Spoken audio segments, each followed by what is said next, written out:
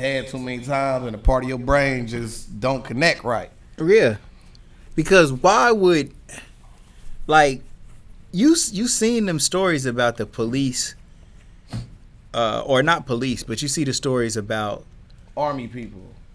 Well, football players. Remember the one killed himself? Like he played for Kansas City or something. Damn, I know they were talking about. He's a tight end. Is it? Yeah. I don't want to say the wrong name. Damn, and remember the one dude did too. They played for Tennessee. I think the one that played for the Chargers. He was a defensive player. Junior Seau. He killed himself. What about the one, bro? Steve McNair, man, he died. What? Remember Steve McNair? Yeah, I for the Steve Titans. McNair, he's a big black quarterback. Yeah, he killed himself too. I don't think he killed himself, but I think he got killed. I think that his did he kill himself, or maybe a girl killed him or something? They found him dead, some shit like that. I think a girl did. Let me go look this shit up. That's some shit. Oh shit, cause they got the motherfucking 911 call with This Richard Sherman? Yeah.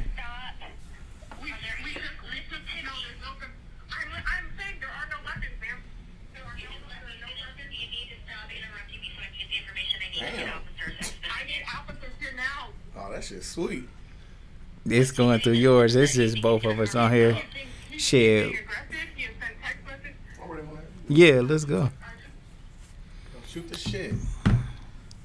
Stupid. Damn, so that's Richard Sherman's 911 call. We're going to pull that shit up. Yeah, bet. Hell yeah. So, we do a deep dive on it. We going to, bro. We on. We just recording. We ain't live or nothing. Okay. What's good, Smack? You know what I mean? What's cracking? What's cracking, bro? We was just looking through some trending shit. So, man, today is what? Today is July 15th, probably. Boy, you ready for vacation, obviously. Yeah, man. Shit. July 15th. July 15th, man. And so the trending shit is Mike Jones. Mike Jones. Who? Do you get on TikTok, bro? Do you like TikTok? I mean, not really. Like, yeah. I got to be exposed to it because my daughter, you know what I'm saying, she's 7, she like be on there, so I got to learn what's going on with it because I'm not going to be that parent that's too far disconnected to where, you know what I'm saying, I don't know what's going on with my kid. Like, right. So I'm familiar with TikTok. Matter of fact, I watch the TikTok compilations on YouTube, which sounds stupid, but yeah, at least they pick out the best ones. TikTok is lit. Okay. I fucking love TikTok now. Man, TikTok is real cool, bro. And it's like, I mean, it's a lot of funny shit on there, and it don't got to keep your attention for so long because it's funny. It's get in and out, and then somebody else get a try. And so, you just scrolling. I think that it's what Instagram and Snapchat kind of want to be. But it kind of sounds like something that was already like out the stories. Before. It was Musical.ly. No. It was one before that. It was like the 15 second. It was like the 15 Triller. No, before that. Damn, before Snapchat? Yeah, it's how FujiTube and all them blew up. It's like okay. DC Young Fly on got popping. It was what the hell is that damn app called, bro? I don't know. It was green and white. Vine. Oh, Vine. Yeah, Vine. Like Yeah. It's just like Vine. It's like a new version, but I mean, like they got different filters and stuff. I mean, I'm coming around to it. You know what I'm saying? Like, I like it, man. I like I mean, I said of course you see a lot of comedy on there, definitely a lot of dancing. But man, I am seeing so many women just want to shake their fucking ass so bad on there. And I mean, I don't mind it, of course, because everybody like to look at some ass and everything. But after a minute, like, I don't know, I just be looking at it like, bro, this shit is kind of like desperate, or I don't know. I just think my conscious meter kind of go off like, man, what the fuck is we doing, man? Right, like if you gave somebody in 2000 a scope to see what's going on online, like, they would literally think that like you watching porn, like, yeah. Because I remember back in the day, like, man, I'm not gonna out you, bro. Feel me? But like my cousin used to buy like them DVDs, you know what I'm saying, like for the car. So he be riding around and he playing music and he got bored, like, right. You feel me? Or you feel like little ass shaking compilation like that. And then like even back then it kind of was like, bro, like right. You know what I'm saying? Like that's a little too much. Like I don't know, man. I mean, I can't like sit here and hate on just. I still watch women them too, shaking ass or nothing, yeah, but I just think when I just watch it after so long, I guess it's a lot of white women now. Oh yeah, of course. White women got like fat asses now, bro. Bro, is this? Do you think I got a theory, bro? Is it natural or no? Bro, I have a theory. Okay, yeah. And just walk with us, right now. To me, of course, you can easily say, you know what I'm saying, like the easy conspiracy theory saying, you know what I'm saying, they're putting hormones in food. Hormones in food. But I think like the consumption of like large quantities of coffee is doing this. Like if you go into Starbucks and then, I mean, it's not really the coffee, it is the accessories they put with it. So if you put all the creamer in there, you put this, that in there, you put all the stuff they add to these things are things that stick it to the hips, things that stick it to the waist. I'm thinking that's kind of, you know what I'm saying, like my thinking when it comes to that. Of course, women, it's your bodies. I'm not here to objectify you or tell you what caused it, right? So, but man, I'm telling you, bro, I'm seeing white girls have gotten thicker, man. And the thing about it is, like, they cannot wait to show that shit. Yeah. But are you allowed to compliment a woman on her ass or her titties if they are obviously showing it, promoting it? Like when women wear leggings, do they know in their mind that this is a sexy looking outfit and my ass is featured right now? And if somebody, are you a creep if you looking at it? I think, and you know what I'm saying, like in my opinion is this, right? A woman is only going to take a compliment negatively if it's someone she's not attracted to in a way. Right. Because like as my grandma used to say, it's not your pencil, it's how you write your name, right? If you go, damn, you got a fat ass, like, or you know what I'm saying, you compliment her like, you know what I'm saying, like, I like your outfit today. Yeah. So it's a tasteful way of telling her that. I mean, if she knows she's dressed a little, you know what I mean, and you tell her, you know what I mean, I like your outfit, she may hit you with the eye roll, but she may respect it depending on how you present it. Like, so to me, I don't feel like in the workplace, so if a woman wears leggings to work and you make a comment on it, whether it's I like your outfit today, you look nice, you got a beautiful shape, you got a nice body. I mean, because is that crossing the line? Is that harassment?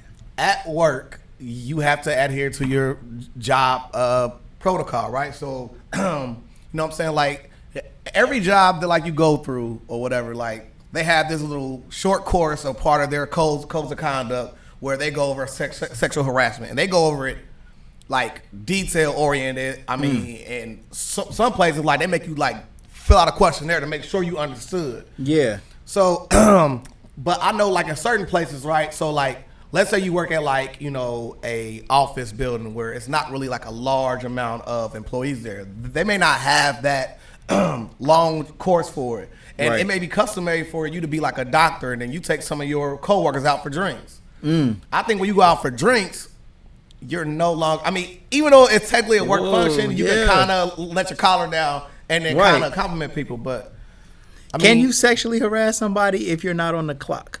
Absolutely. At a company function. You can absolutely sexually harass somebody not on the clock, somewhere else. If you don't believe me, ask Ben Rapelessberger.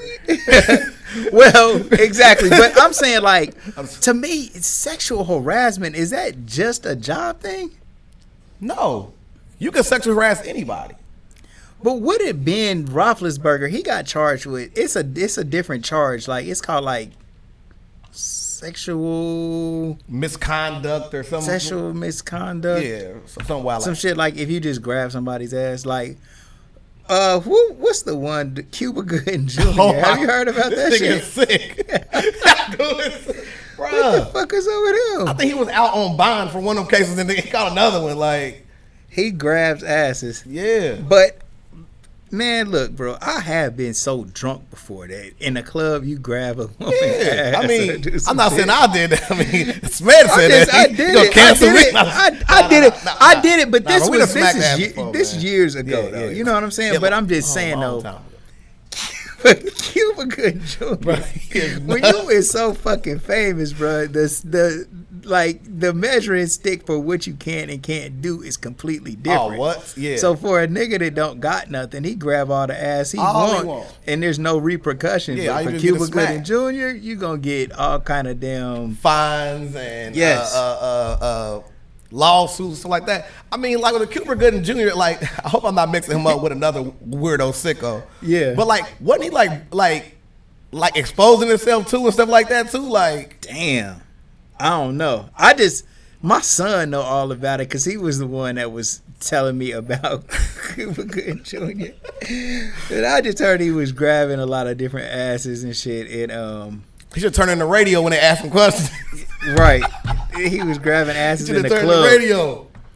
Huh? But all right, so let me ask you about this. All right. The people that have like these Me Too movements against them. Yeah. Bill Cosby. What's the quarterback for the Houston Texans? Watson.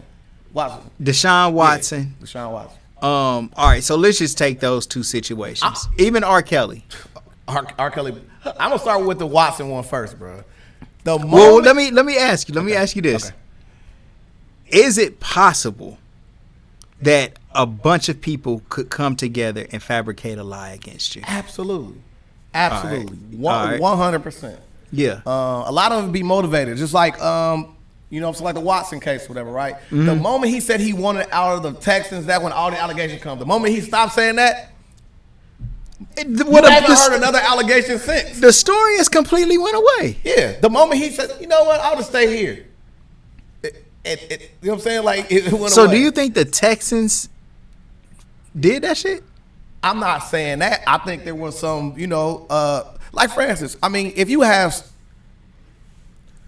let's say you work at a salon, right? And you are the person who does Odell Beckham's hair and you color it, right? He say he's leaving to go to a different place. Now, your extra money you were getting, the tips you were, I'm not accusing them of that. I'm just giving you a scenario to put in your mind. And right. You can walk to your own understanding. Yeah. You have a person that tips you regularly. Like, I remember like one barber for the NBA, like he makes 6 figures just traveling with the team and cutting a couple hair. Right. Like, so imagine you have a NFL star that comes out there and he's obviously, to these people's own admission, has done it multiple times with you already. Right. So the moment he's leaving, now situation. I'll give you another story. Was this? I had a friend, right? He would put in a sex extortion situation where he had met a chick, brought her back to the room. The old girl was like acting kind of funny, so he was like, "Never mind, I ain't even on it." So she said, "You better pay me, or I'm gonna tell him that you raped me." What? Facts. Yeah, but there's no rape kit. I don't know how you figure it out. But I mean, he paid a couple dollars, got that situation. Just say, right. Like, I mean, damn. So people see an easy lick sometimes, and then, or if you see your opportunity leaving, it may put you in a compromising position, especially if you were. But the chances are, if multiple people are coming through, it do seem like the chances are that there is some type of truth to what they saying. I think we play to our own logic, such as this. Like, we all heard the adage of, if 2 strangers are saying the same thing, it gotta be the truth. Right. But that don't mean there couldn't be a conspiracy within that. For sure. You know what I'm saying? Like that construct. People could come together and lie. And another thing, when you get a bunch of dumb people together, they will all agree with each other and completely go left of the good advice. Right. And it can be a whole bunch of people all together that's wrong. Absolutely. I mean, case in point, somebody is wrong about the election shit. Either it was election fraud or it wasn't election fraud. Right. But in either case, two different large groups of people are completely rooted in their stance that the other person is delusional for thinking this shit. Exactly. And propaganda has went on from the very first part of time. Like, if you look up the book, the 48 Laws of Power. Yeah. It's all in there. So, like, they've already used propaganda to divide people to, you know what I'm saying, like, get them go one way or another. Because, for instance, if you gave someone unlimited options, there's so many different outcomes to it. You give them lesser options, then that gives, you could kind of cater toward people's needs, and you could put them in one basket or the other. So, damn. I want to ask you something. Okay. Are you familiar with the new Texas gun laws? Not really. Texas did a wide sweep changing of their gun laws, saying as long as you have an ID, you can have a gun. Damn. Okay. Now, some people are saying felons, you get your guns back in Texas. To me, I always felt like this, right? If I catch a charge when I'm 18 years old, I'm now considered an adult. It don't matter what it could be. You know what I'm saying? It could be, I got caught with criminal tools or something like that. Yeah. And now they're going to say, okay, you're not allowed to possess a firearm ever again in your life. You get to your elder age of 60 years old, you get you a shotgun just to protect your family the same way anybody else will. I'm not saying you got one at 60, but you know what? There's a lot of stuff going on in this day and age. How come that person at 60 is not allowed to protect their family the same way that judge feels he needs to have a gun to protect his family? Right. So to me, I'm not too mad at Texas for doing that, but I mean, I don't want to be open season on black folks there. I think that it's more okay for everybody to have a gun than for everybody to not have a gun. Because the criminals don't give a fuck about the law. And so if I'm a law-abiding citizen, right, and then I run up into somebody who don't give a fuck about the law, then I'm at a disadvantage at that point. Exactly. So the law should be everybody can have a gun, okay? And if you don't want one, then that's your right too.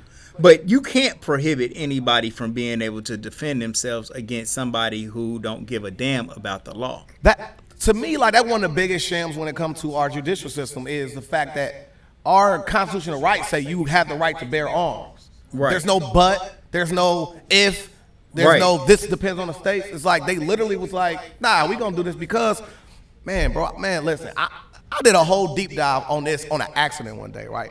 Yeah. I'm just nuts like that. So I was thinking of, why do they want certain people in you know what I'm saying, like in certain places? So I watched a thing called Scared Straight. One of my favorite things to watch is Scared Straight. Not because it's like, it's heart gut wrench. It's funny as hell, man. Like, I watched that shit to laugh. Like, they be barking, shut the fuck up. Hold my pocket, motherfucker. Hold my pocket, right?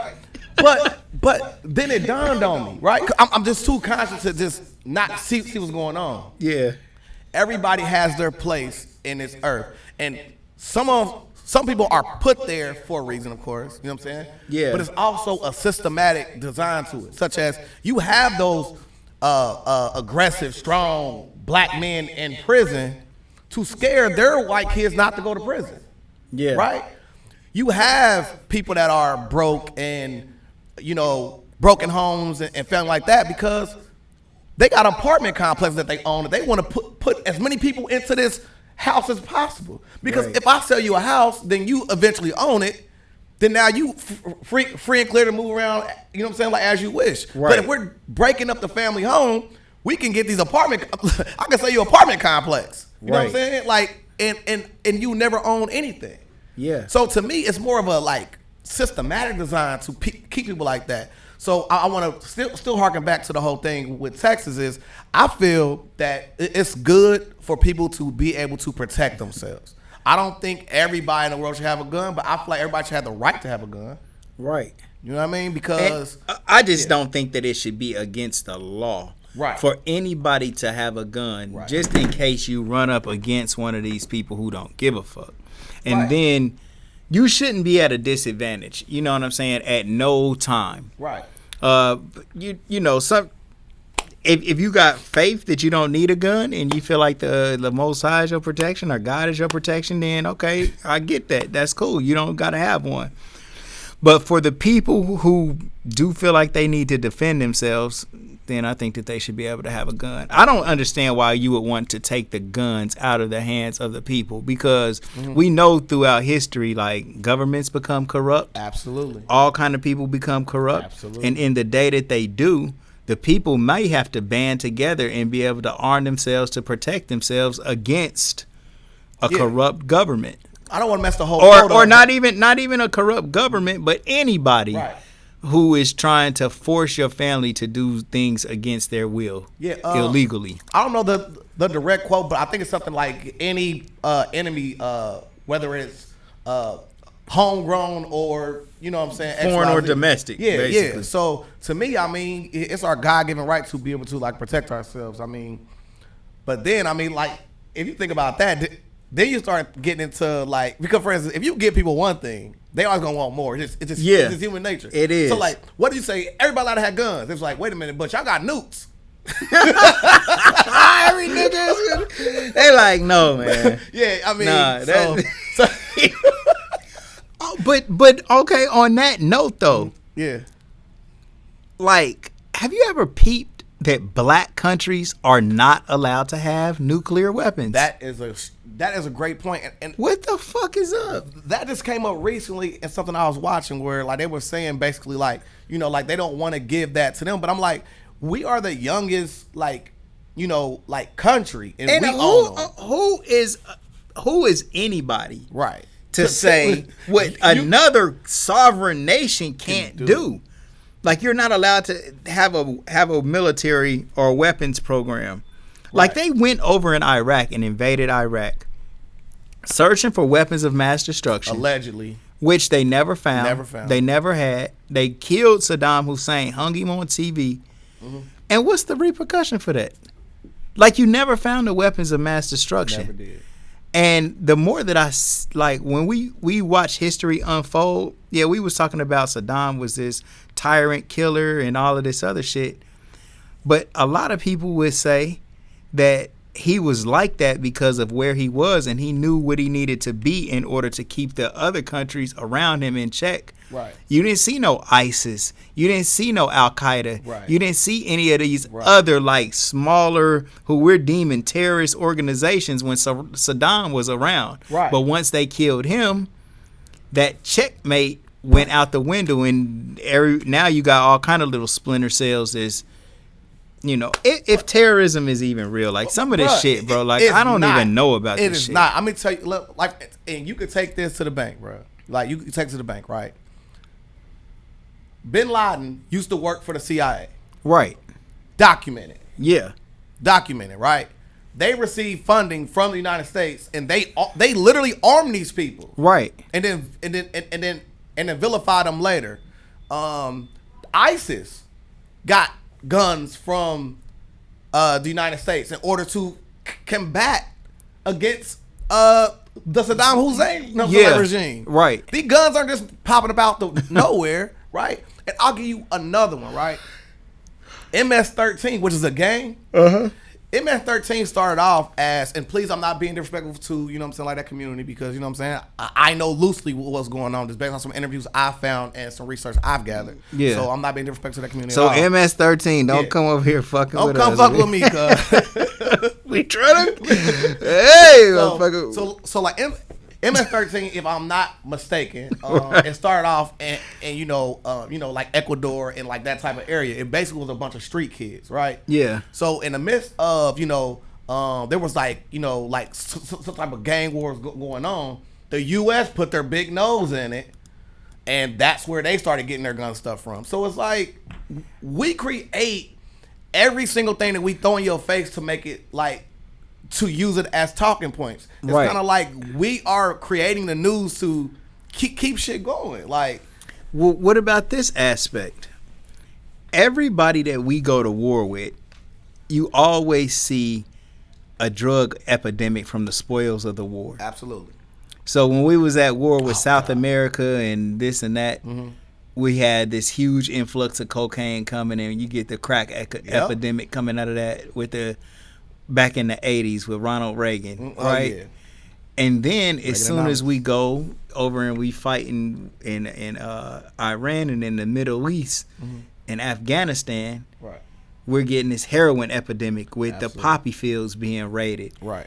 So do you think that the American military would recognize that drugs is a billion-dollar industry, Bruh, and they would take drugs and infuse drugs into American society as a spoil of war in order to stimulate the economy? Would the United States do something like that, bro? Absolutely. They did it with the Reaganomics. You know what I'm saying? Like when they were fighting that war in Cuba. You know what I'm saying? Like they had to find the money to do it, which is weird because you can print money back then. But we're gonna, you know what I'm saying? We're gonna spare you there. I'll give you another one. I'll give you one that's happening right now, right? They're talking about this whole, you know, like we live in Dayton, Ohio, right? If you're not familiar with that, they call it the heroin highway, right? Because you can get from here to 75 or here to 70 in a matter of seconds. Like, so you can get from California all the way to the East Coast. You can get all the way from north to Canada, all the way to Florida, right? Yeah. But if you think about the biggest part about it is the fentanyl, right? Right. Fentanyl isn't this thing you can just go to the store and just go pick it up, right? Right. Fentanyl is made and approved by the FDA. Right. Right? So they're saying that they're going to stop it. How is this shit getting on the streets? Bro, wait. Look. It is approved by the FDA, right? So if they, like, let's say we've all seen the recalls on whatever it is. If something is killing people at this rapid rate, the government can literally say, you know what, we got to find another way of suppressing whatever that's supposed to help people with, right? Right. And cut it completely out the market. Then now you have nothing going on with like fentanyl at all. But I'm telling you, they play cops and robbers in real life. Like they literally brought the cocaine over here. You know what I'm saying? We rocked it up, and then they locked us up for centuries behind them bringing it here. They're doing the same thing with fentanyl.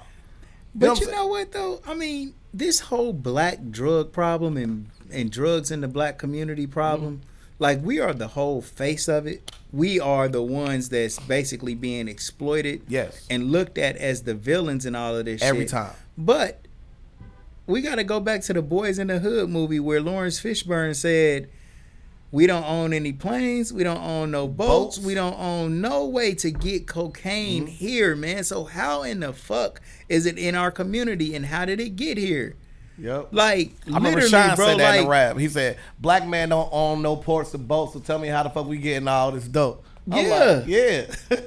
He stole that from Lawrence Fishburne. Yeah. But the thought isn't just like unique to Lawrence Fishburne, but it's a good reference to kind of get where we're getting at. So, like, what else are they doing, and just kind of just like letting that shit ride? Because this is something else that I thought about. So Dayton is one of the second most, where we at, you guys. We in Dayton, Ohio, right? It's for a while. I don't know if the number is still true, but it's the second most segregated city in America. The whites live on one side of town, okay? And the blacks live on a completely other side of town. And it used to be worse, but now blacks is kind of starting to trickle over to the east side for whatever, you know, and do their thing. I know my neighbors hate me, bro. But for a while, it was whites on the east, blacks on the west, and that's really what it was, right? But blacks make up 12% of the population. White people are on welfare. They get vouchers for living, Section 8, and they get low-income housing just like black people do. Absolutely. But why are there never... Like, all projects should be 88% white people and 12% black people. Right. Based on the numbers of the population. Absolutely. But you got these housing projects like the worst housing projects are damn near 100% black. Oh my God. At least 95% black. I know you saw that picture that like went viral of the Soda Baths recently. No, where I don't know if it was Move Out Day or something, but they had the trash cans were overfilled. It was mattresses out there. There's no way no sanitation worker would have even touched it. They just would have drove right by it. Right. It's probably still like that today. I may ride by there just to see. Yeah. You know what I'm saying? But it's like you're absolutely right when it comes to that. It's like I'm saying, why aren't they putting white people in these fucking incubators of violence, death, destruction, misery, pain, hopelessness, despair. There's no white people to be found anywhere. It's like blacks, we only make up 12% of the population, yet we 100% of the worst living conditions. And these are places where people are assigned to live. So yeah, if I'm paying for my own shit, I go and pick wherever the fuck I want to live and live there, okay? But if I'm being assigned a place by the government, and white people are also being assigned by the same agency doing all the assigning, they don't assign white people to live among the poor black people. Right. I'm not familiar with the way they do paperwork. I mean, if they give them a choice, I don't see why people keep choosing like the fucked up areas. But bro, ain't no way. I don't want to say ain't no way because I mean I've never put out a voucher before. Like we had to get somebody out here that like know about that because. Like, but if it was you, okay, and you had the opportunity to live in, let's say, the projects that's out there in Centerville. What's that? I know what you're talking Chevy about. Chase. Yeah, right. Or you got a chance to live in DeSoto Bass. Right. And you knew that this place was a lot more chill, peaceful, laid back, and cool. Mm-hmm. Like, I'm not saying some person wouldn't live in the DeSoto Bass based on location, but the numbers would balance out, bro. You would get a lot more black people living in these projects that's not right here with all of this bullshit. I think the problem is this. I mean, and this isn't a shot at anybody that's on that is. I had a friend that was on it, and literally like once, like him and his mom stayed there. Once he turned 18, they automatically gave him an apartment. So at 18 years old, are you prepared to leave your whole community that you grew up until you was 18 with all these people, all your friends over there, all your cousins there, your mom stay there? You know what I'm saying? You know what I'm saying? So you're getting grandfathered into the projects. And you literally, that's all you know. So you thinking of going way out there to like, if I need a couple dollars or I need to borrow some milk, I need to borrow something. I don't know nobody out there. Feel me? I can knock on my mom's house. I can argue eat at my mom's house. I think it's a program. And I think that they understand that psyche, and I think that they probably suggest that you do that. That's a project for a reason. They know, right? It's a project. Mm-hmm. It's a project. Power of words. The project is to make as much destruction as possible. Absolutely. As much destruction as possible. What we got, Jay? Also, you know what I'm saying? I want to touch on the whole thing about Oh, you good? Yeah. So, like the whole thing, like you know what I'm saying? It was like the Chevy Chase thing is this, like. Also, you know what I'm saying? Like the cops ain't playing out there neither. You know what I'm saying? So then you add that extra element too. So I know a lot of people who drive and ain't got driver's license. A lot of people that drive and ain't got insurance. Like you can get to a lot of trouble if you move out there and you ain't fully prepared to fully change your circumstances. Like, I mean, I knew at 18, you know what I'm saying? I mean, to me, I graduated at 18. I already had a kid and one on the way. Couldn't find out one mine. We get to that another episode one day. But at that point in time, thank God, like I had a nice support system when I moved away from my mom's. Like I never had to go back. But I don't know a lot of people who were like that lucky. You know what I'm saying? Like, you know what I'm saying? I grew up with my mom, my stepdad was there. You know what I'm saying? I knew who my dad was, my grandmother. Everybody was there. So I felt comfortable leaving the nest knowing my family had enough to come help me if I needed it. Not saying I even ever called that phone for it. You know what I'm saying? Like, we just was just laughing at your daughter who's going to get gas earlier. Yeah. And, bruh, it was the most adorable thing in the world because, you know what I'm saying? Like, I got a daughter that's 7. Right? Well, she'll be 7 a month from now, right? Yeah. Happy birthday to her. Yeah, thanks. You know what I'm saying? So she in August? Birthday? Yeah, August. August 14th. So, August, she a Leo. Yeah. Man, I'm a Leo too. Yeah. Bro, that's crazy, bro. Yeah. August 7th. Oh, word? Yeah, I'm July 24th. But that's crazy. That's my mom's birthday. Huh? That's my mom's birthday. Get the fuck out of here. And my nephew, bro. My mom passed away when I was 11. And then my sister had my nephew like years and years later on my mom's birthday. July 24th, bro. That's nuts, yes, bro. Sir. Yes. It's literally the most beautiful day of the summer, bro. Yeah, I swear man. to God, July 24th, every year it never rained on my birthday ever in the history. You look it up. Never rained. You can write cabinets over there. You can look it up. Bro, my birthday is beautiful like that too. I can't remember it ever raining on my birthday, see bro. That? Yeah, see that? Man, Leo season is coming. Leo season is upon us, bro. I mean, there's really nothing you can do but just run with it. Got along so damn easy, man. Man, bro, Leos are so cool, bro. Yeah, man. Like, I have heard. We just heard like ourselves to even be like fake or on some bullshit. Like, yeah, man. I just ourselves to even care about what you got going on enough to even like hate on you. Like, so, do you get into life path numbers too? Have you ever figured out your life path number? I know it inherently. Yeah. And before I looked it up, I already knew what it was. Like my life path number is 212, so they call it angel numbers also, right? Yeah. Which I found out that it's my grandmother. Your birthday? No, it's 212. Your birth life path number? No. So your life path number has to boil down to one number. It's either 1 through 9, or you could be a master number, right? And a master number is in a double digit number like 11, 22, 33. And I've even heard of 44. So you add up all your birthdays. So for instance, my birthday 8/7/75, right? So you go 8 plus 7 is 15 plus 1 of the 19. 8 plus 7 is 15 plus 1 is 16 plus 9 is 25 plus 7 is 32 plus 5 is 37. Right, okay. So it comes up to 37, and then you add 3 plus 7 together, and you get 10, and then 1 plus 0 is 1. Okay. So that's you add up your birthday until it gets down to that single number. Okay. So my life path number is a number 1. Damn. And when you look up your life path number, it's so amazing, bro, because it reads to you. I think that it's a tool from the Creator, right?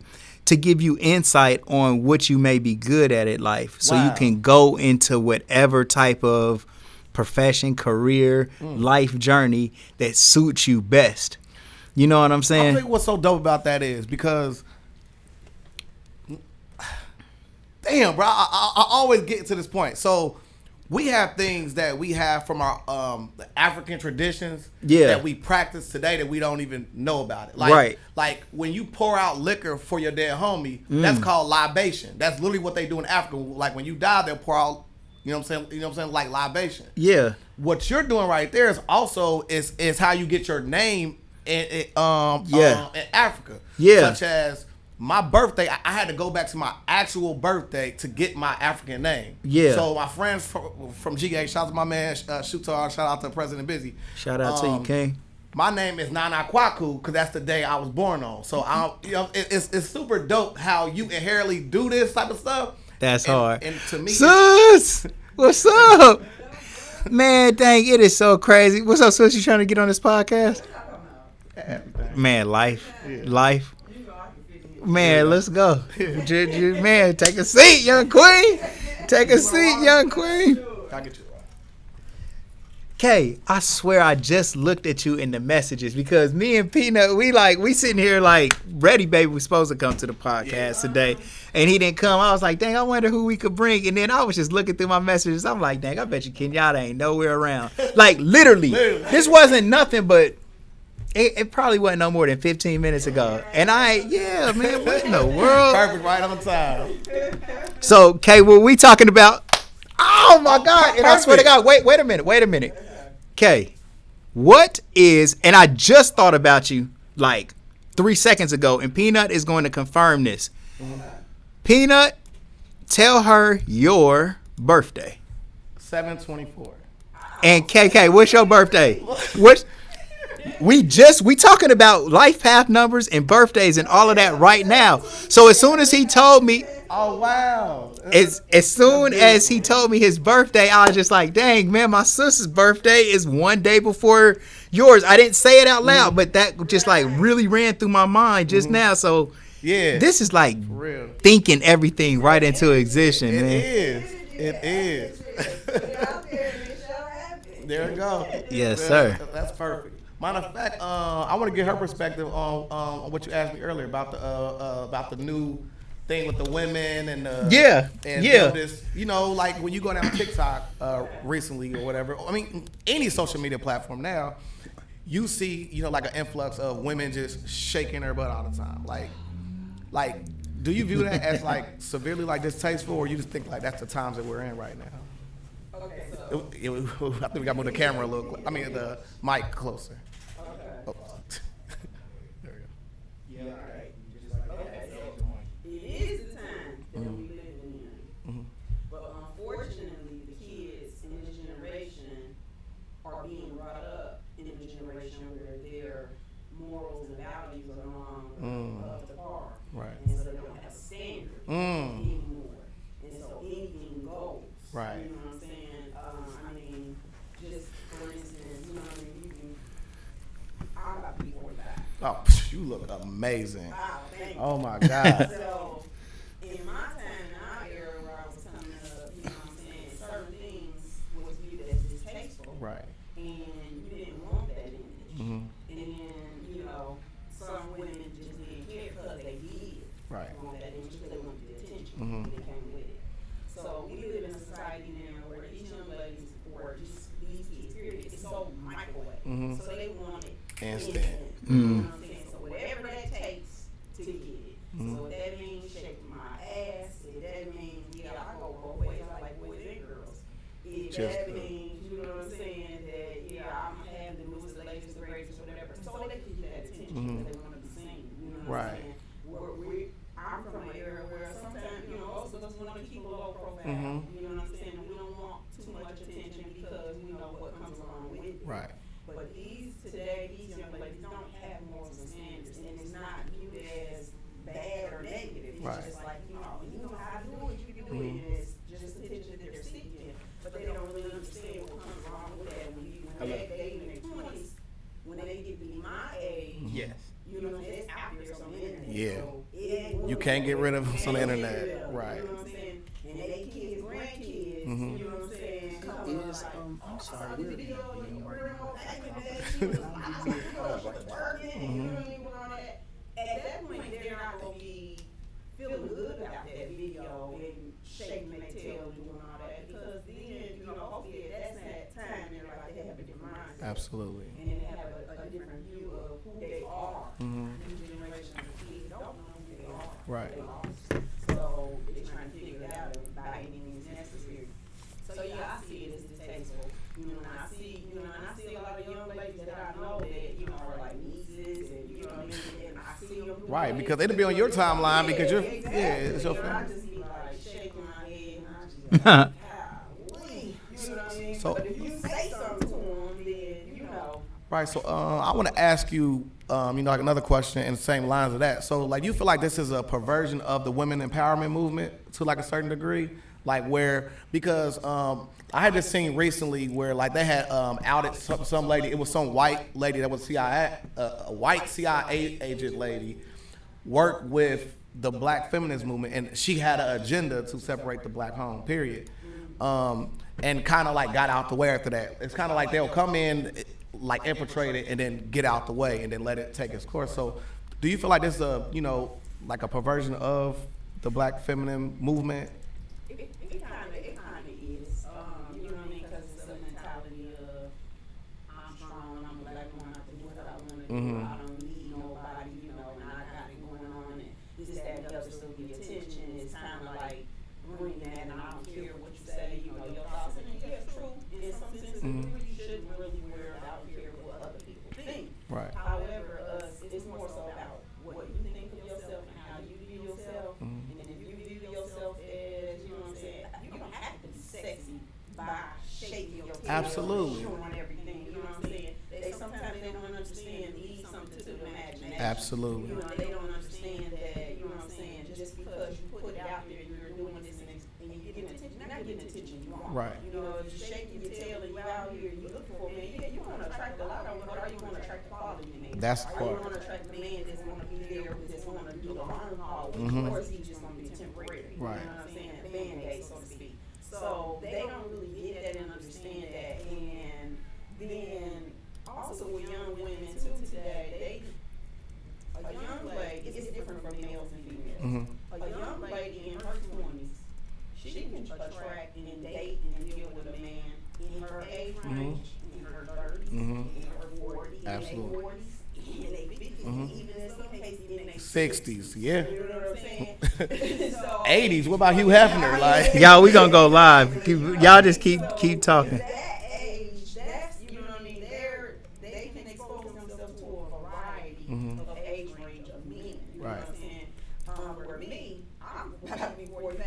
You catch me on the video twerking and shaking my tail. You know what I mean? Probably, yeah, I might get a couple young cats want to holler at me, but 9 times out of 10, they only want to holler for a certain reason. Absolutely. But guys my age, is gonna be like, what? Right. right. Right. What she doing? You know Right. what I mean? You know what I mean? So, you know, that's where it kind of gets a little different, and then they feel empowered because they have that much exposure, that range of people. We about to. I got a good subject. Attraction, you know what I'm saying? That I can, you know, I got a pick of the litter. You know what I mean? So they feel empowered by that. You know what I mean? And it's you know, not all power is good power. Absolutely. So that's my take on that. So here, and I'm a piggyback right off of that, Kay, because hold on, we about to be live here in 1 second. I got some good ones too. We about to be live right now, because I think that this is an interesting discussion, and then I'm sure that it'll continue to grow as we talk. But I guess my question as I start this stream up.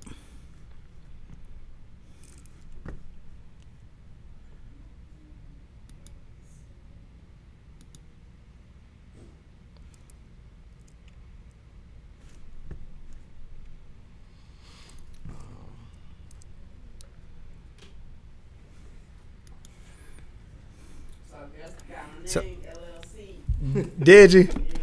All right. So this is you guys, me and Peanut and my sister KK. We just in here chopping it up. KK? Yeah. Well, Kenyatta. That's I call my it. daughter's name. Right. Swear to Man, God, I'm telling you, bro. bro. Everything is always connected. Kenyatta. We all connected in here. Our numerology brought us all here today. Man, for sure. Yeah. For sure. And I think that the question that I got posed here on our status is, can a woman attract a man by dressing sexy on Facebook, TikTok, Instagram? Yeah. And I mean, from hearing what Kenyatta was just saying, is that some young guys may be attracted to that, but to actually find your soulmate, somebody who really wants you, like, bro, would you be able to take a woman who's getting a lot of likes on Facebook and make her your woman? I'm gonna give you a caveat to like both, right? Now, in my younger years, right, I used to date a woman that was, you know, a dancer. You know what I mean? I love her to death to this day. We have a great rapport. Like, we broke up mutually. It wasn't one of those type of situations. Yeah. I never looked at that type of thing and felt anything was personal towards me. You know what I mean? So I never took it like, you know what I mean, she's putting herself out there because she don't mess with me, or she's trying to do that to attract. It was just a part of her business. So back then, I really didn't care about that, but nowadays, I'd rather somebody that's traditionally more low key, a lot more reserved. I mean, I have a daughter now. Like, back then, I only had a son, and you know, like, my son was only 2 or 3 or 4 during that time, like, so during like the life of our relationship. So I didn't even value, you know, the optics of being with someone that, you know, that didn't, you know, particularly cover up as much. Nowadays, I would prefer someone like that. I mean, I have a daughter, so I think my daughter should be able to see anybody that I'm with and, you know, see that she's going to be honored and respected with her clothes on. Yeah. So, I think my style and taste change with age.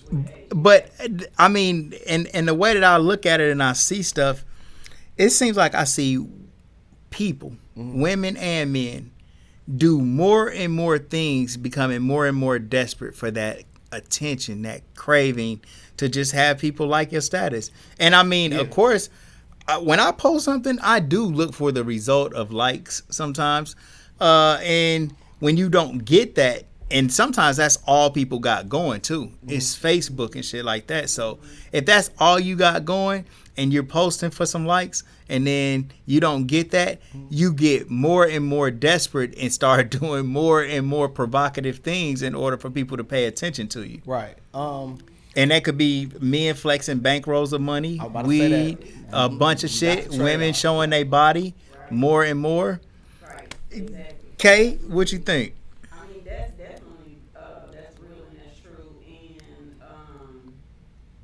for me, from a woman's point of view, it's a time and a place for everything. Absolutely. Yeah. Now, if I'm with my significant other and we're going somewhere together and I want to be a little bit more sexy, I think that's cool because it's an appropriate time. I'm with my man. Significant other, so I'm not dressed in this way to gather nobody else's attention, Right. person's attention. Right. I'm gathering is with me. And so it's for, you know what I'm saying, me and him to like enjoy.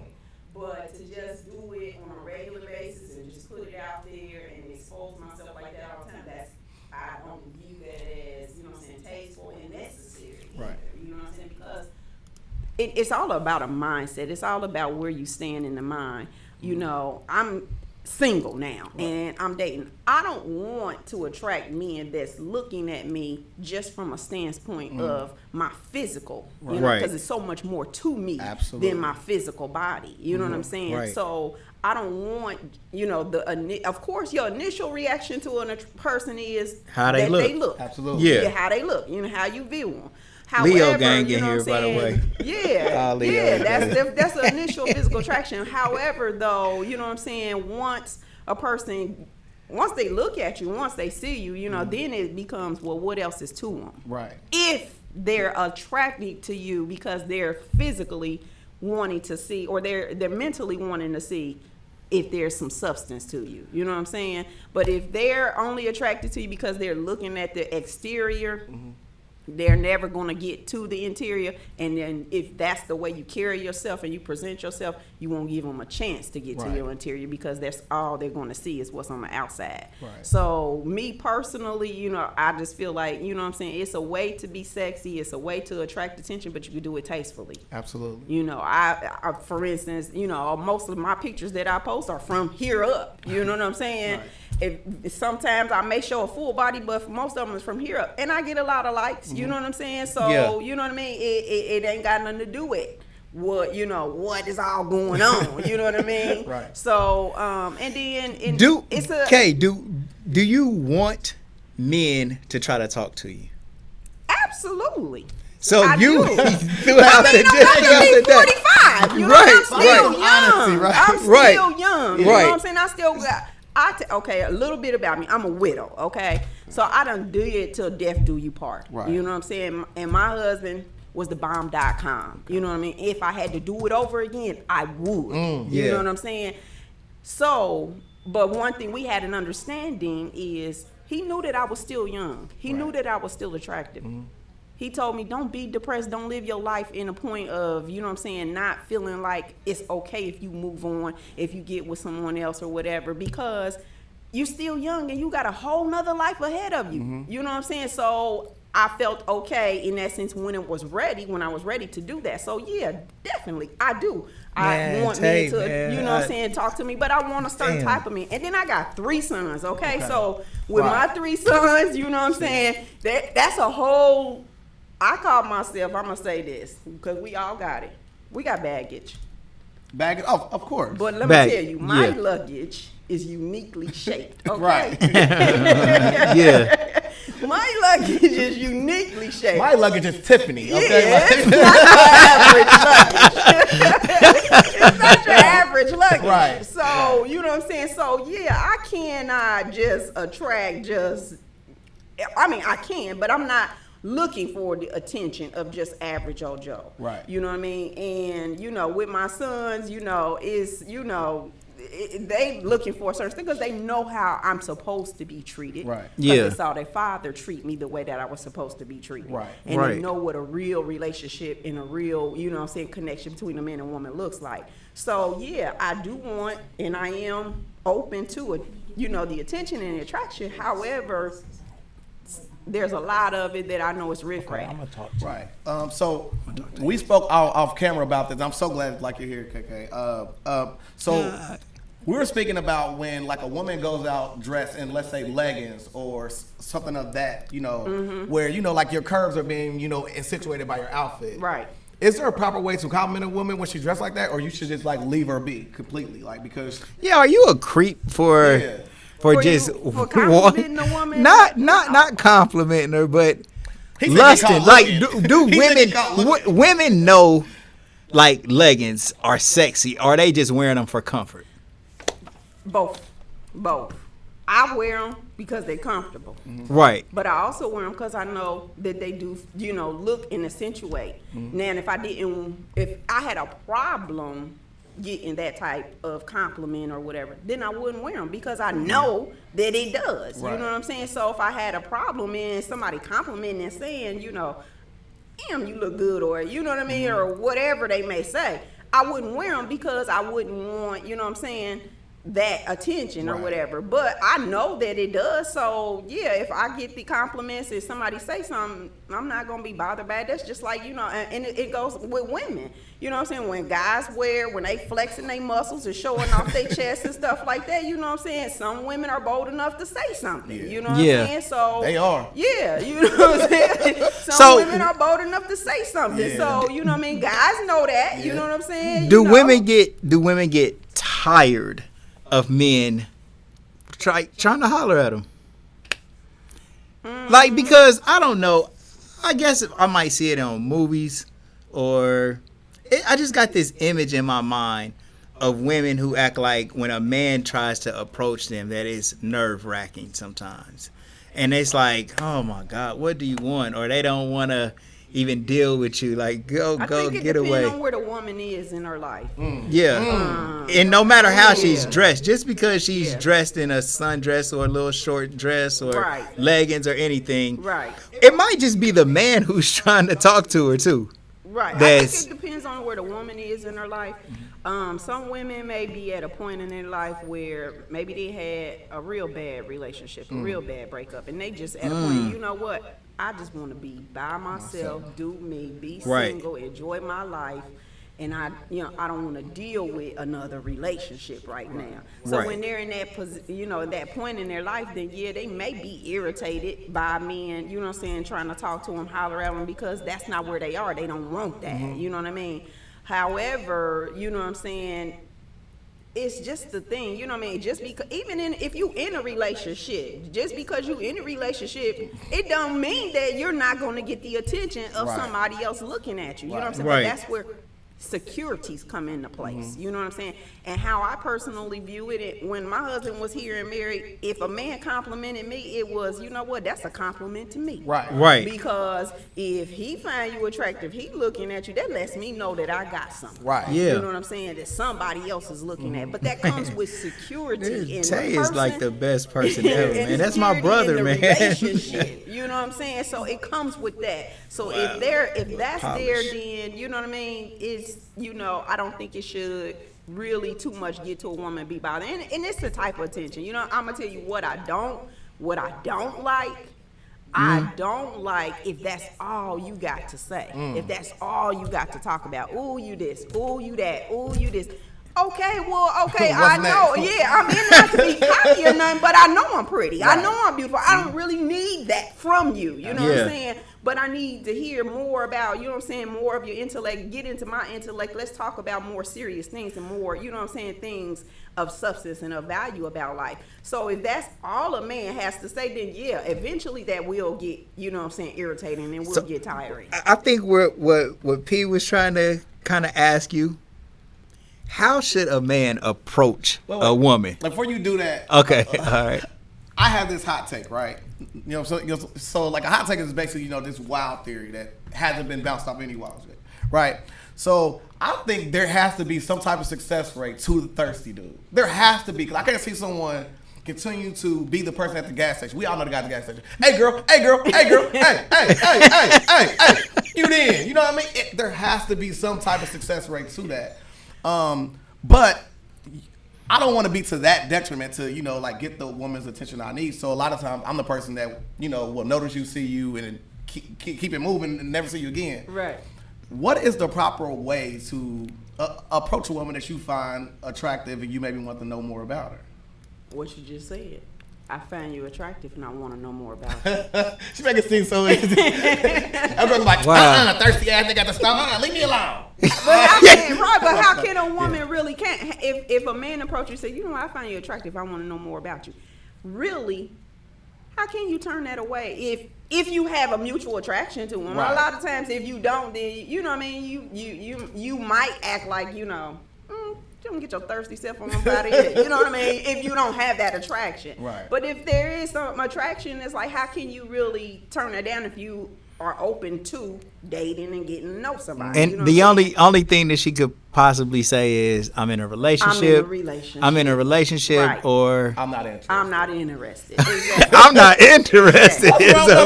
That is a hard blow. I don't find that disrespectful when somebody say, I'm just not interested. Like, because that don't mean I'm not interested in you. I'm just not interested in dating. Right. I'm just not interested in it. Shit. That's hard. Hey, I got one of them Leo egos.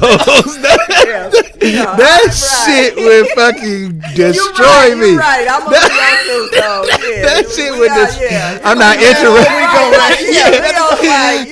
Man. You're not gonna be interested in me. Listen, bro. Kicking the can all week, man. I knew I shouldn't wear them damn shoes. Hey, bro, rejection. The fear of rejection will make you not even. It'll make you do what you said. Just look from afar and then just drive off. Because I don't feel like getting rejected today. At all. No, for nothing. Not today. And not today. I mean, you know, I have no game whatsoever.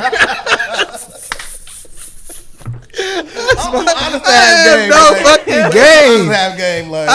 Man, if you're not just ready to go, if you already heard about me, I stand no chance in convincing you that I'm a good person. Man, tell me not that dude that say you already heard about me.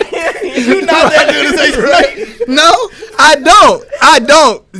Like, I can't even initiate this situation. You know what I'm saying? Like, that's hilarious. I'm cool. I mean, I'm in a relationship anyway, so that's not nothing that I got to deal with. But I am saying though, like, I just seem like I've been in from one relationship to the next where I haven't really had a break to test my theory. Right. But in the break that I did have, it wasn't like I was just approaching people fresh from scratch, and I had to like do no work for real. It was people you already knew. Yeah, it was people I kind of already knew, and then it was a little easier to usher in this type of talking that we was gonna do. Mm-hmm. But like, just like you said, at the gas station, where goddamn it, the success rate. Look, there's another hot take too. It's a dick in the DM first, dude. Like, I mean, I've never done it, but there has to be a success rate out there because everybody complaining about it. I'm like, it ain't enough people complaining. It might be somebody like, well, you know what? I'm free Wednesday. Like, right.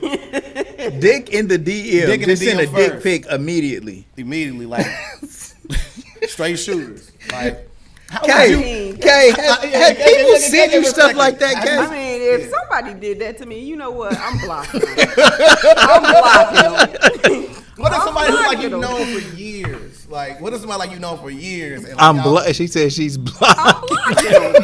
Fuck how long she known you. Because I just feel like, you know what I mean? Like, you don't respect me. Yeah, exactly. You know what I'm saying? You don't respect me. Terrible. Who else you sending this to? You know what I'm saying? You just out here scrolling down, seeing. You know what I mean? Like, seriously, you know, no. I want more of the initiation process of approaching a woman. So we know that you said, what was it again? I find you attractive. I find you attractive. I'm like interested in getting in a little, know you a little bit. So what is the rhythm of saying this?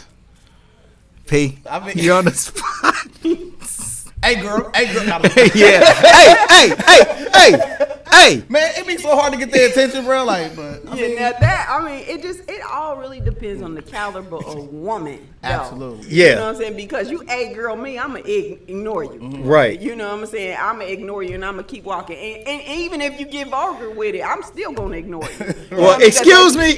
What about that? Yeah. Will that work? Right. No, because first of all, you know what I'm saying. If you close enough to say that, if you close enough to say, "Excuse me," that I can hear you, then come closer. Right. Get out and approach you? Yeah, get out and approach me. Come closer. If we at the gas station, you know what I'm saying? If you came over and say, excuse me, but I found you attractive. Let me pump your gas for you. And start a conversation. That's gonna capture my attention. That's a good one. As opposed to you, hey, you know, I'm yelling across the parking lot. You know that seemed a little like it's kind of like some young dude shit. I mean, like, why you walking in there to go pay for it? What if I just, you know what I'm saying? I put my in there just openly giving a woman money the first time you meet her? Oh my God. Would that work? There's this thing now where like a girl would actually put in a bio, don't DM me without sending me some money to my Cash App first. Are you familiar with this type of practice? I've heard this, and I'm gonna tell you, this is such the biggest turnoff.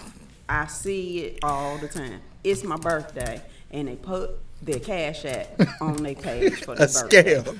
You know what I'm saying? So, you know what I mean? I'm gonna tell you, I see it. I see women do it, and I be like, that's a little tacky. I ain't gonna do that. But when I see a guy do it, immediately it changed my whole perception of him. You know what I'm saying? It'll change my whole him perception. asking for money for his Cash for his App. birthday, That shit, you know what I mean? that's Cash weak. App, you know, it'll change my whole perception. Yeah. But I'm not that. I mean, that kind of just is just, letting you know. Like, if she's saying, don't DM me if you ain't gonna cash at me, like, that's just letting you know. She like, look, I ain't got time for no bullshit. If you ain't got no money, don't even waste your time. You know what I'm saying? That's what I'm about. That's what I need. And it's just all, to me, it's all the perception of what you're trying to attract. I'm 45, so at this point, if you and I at this point don't have an understanding that I am a grown woman with grown woman responsibilities, I got bills and blah, blah, blah, blah, blah. Yeah, I can handle it and I do it all on my own. But if you ain't trying to participate or you don't want to help me in some way or some source, then maybe we don't need to talk. You know what I'm saying? Because it should be an automatic. You know what I'm saying? That at this point in life, you have an understanding. Life does require money. You know what I mean? So, it does require, not to say that, you know what I'm saying, I'm gold digging, but it's just the real. You know what I'm saying? So if you're in the grocery store and I got a question deep for that though. All right, come on, let's go. Now, let's say for instance, like you are the cash first dude, right? So you cash at the girl the money first, and then she still like play you, right? And then you do this multiple times, right? And then some of these people become friends, and then now they out your ass. You know what I'm saying? Girl, ain't no but a trick. All you got to do is right. So it's like, to me, there's always a negative side to no matter what. I mean, to me, like meeting people organically is slept on. All this just trying to meet people you never met before. To me, dating online, go to a dating website. Like, be on a dating website and you want to meet people online. You meet people through these social medias. A lot of times they're doing a bunch of filters and faking who they are and not really who they say they are. At least you meet somebody organically where we're both here for the same reason. Right. Absolutely. I do agree with that. Like, if that's your purpose, if that's what you're seeking, then use the right platform for it. You know what I'm saying? You're not gonna be on a platform where it's, you know what I'm saying, it's about black people and pro power, and then, you know what I'm saying, some white person gonna be on there. They're not gonna do that because that's not the platform for that. You know what I'm saying? So you use the appropriate platforms for what you're trying to do. So if that's what you're seeking to date, and you're seeking out, you know what I'm saying, to get to know somebody and find somebody companionship, then be on a dating website where that's what the mutual agreement is. Absolutely. There's still games on those too, but but you know what I mean, at least it's one less thing that you got to decipher about a person, that, you know what I'm saying, you're in this arena because you're looking to date. And earlier you said something that I thought was very important. Like you said that, I have 3 sons now. So like that changed the perspective on who you're gonna date. Like the same way I say, I can't date a scantily dressed woman because I have a daughter that should potentially be around. I think a lot of people aren't picking up on that. I think they're saying money first, not knowing where this money came from, what type of things he's into. Because like, you may go for somebody because he sent you Cash App, and he could be borrowing money from somebody and you getting it from this girl, right, and handing it to you, and, you know what I mean, playing a game, right? But I think your point was more like, should be stable down, is like once you got kids, your taste should change in who you're dealing with, because you're still looking for people like you don't have obligations or stuff like that in life. then you will end up in a lot of different circumstances that I don't think, you even thinking that far down the road. Not you per se, but like somebody that's potentially viewing this. I mean, I know people who met people, like for instance, in Dayton, it was a young lady who lost her life. She went on a blind date with this guy. He had just got out of prison, and then he killed her. Wow. While her kids were there. Wow. Right. And it's like, he probably did everything right. I mean, you learn a lot in jail. I mean, you learn how to talk. You know what I mean? Over that phone. Right. So, I mean, he probably said everything right. Right. Paid for this, paid for that. And then when she didn't do what he wanted her to do, it turned tragic. So please make sure people are, changing their perspective. Like, if you got children, you can't be moving like you ain't got none. Right, absolutely, because they're a very important part of your life. So, you know what I mean? You got to make sure that, the people you're choosing to date and bring in your life, they're also going to be good in their life. You know what I'm saying? Because it's a package deal. Right. You know what I mean? So it definitely makes sense that, you're dating people that are going to add to you. Absolutely. As well as your kids. Right, because, like the old adage of, it takes a village to raise a child. So, yeah, like that part is very important, which is a funny segue. I don't know if you want to segue yet. Nah, keep going. Okay. Let me do one thing. Y'all get building. So like on the whole village raise a child thing, I know that there's some mothers out there that'll say, don't correct my son, don't do this, don't discipline my son, don't do this, don't do that. How do you feel about people being able to, reprimand your children? I'm not saying give them a whooping, right, but at least tell them, hey, put that down. You know what I'm saying? Like when your mom's not around, something like that, or right. You know what I mean? Like, what's your take on that? Because it's kind of a new thing now. It's right, and you're right. It does take a village to raise a child. Now, just the average person, just regular Joe Smo, no, I don't want you correcting my child because I don't really know you to know that and trust that you're worthy enough to be doing that. Right. However, if I know you, you know me, and you're a part of my life and my kids' life to a point where, we have a relationship and my child is doing something out of line that you see, like, and I'm not going to approve of it, then yeah. Right. You say something to them and because it really does take a village to raise a child. And that has become so pertinent and relevant in my life in the past 4 years. Because being a widow, I never was a single mother. Right. You know what I'm saying? So I always had my husband there with me and a partner in raising my kids, okay?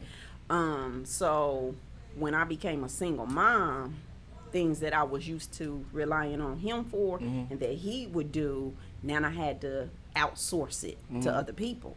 And so now, I'm having to use my village and I'm having to use my network of people to help me with my kids. And I got sons, you know what I'm saying? So it's even more crucial that I have a support and a network because I'm not a man. Right. You know what I mean? First thing, so it's only so much that I'm going to be able to give them and certain things that they're going to need out of life that I can't give them because I'm not a man. More importantly, a black man. Right. So then relying on that village became super important because, you know what I'm saying, I can't do it all. I really came to the conclusion in reality, I'm just one person. Right. You know what I'm saying? So I had to learn to be okay with asking for help. You know what I'm saying? And reaching out to my network and my village. And I'm going to tell you, my village, and I'm thankful and I'm blessed and I'm grateful. Every day I know it. So strong. So strong. My son just graduated. My middle son just graduated from high school. Congratulations. And my son is driving a 2016 car. There we go. No car payment. That's my village, though. You know what I'm saying? Right. That ain't me by myself. That's my village. You know what I'm saying? And then when I say my village, I mean my husband has friends today. My brother June. If I need something, I really need something, I could call him anytime, any day. You know what I'm saying? I have plenty of his friends that'll just drop by, just check on me, call me and say, hey, you know what I mean, how you doing? My boys got their numbers. They can call them anytime or whatever. That's a village. Right. You know what I'm saying? Because they understand that, you know what I'm saying, there's things that those boys need. And I can't give it to them all because I'm just one person. So it truly does. So I think it just depends on, back to your question, it depends on who that person is. If they're really a part of your village. You know what I'm saying? Or just they're on the outside looking in. You know what I mean? I see a lot of people nowadays, you know what I mean, like the younger generation, they don't really see the value in keeping, great friends around them. Like, there's an old saying of, if you show me who your friends are, I'll tell you who you are. True. Right? Mm-hmm. So, like, a lot of times people get themselves in a lot of, situations that they shouldn't be in just because of their friends. Right? So, to me, the quality of friends has to be there because, like you just said right there, like, when your husband passed, RIP to him, you know what I'm saying? He sounded like a great man.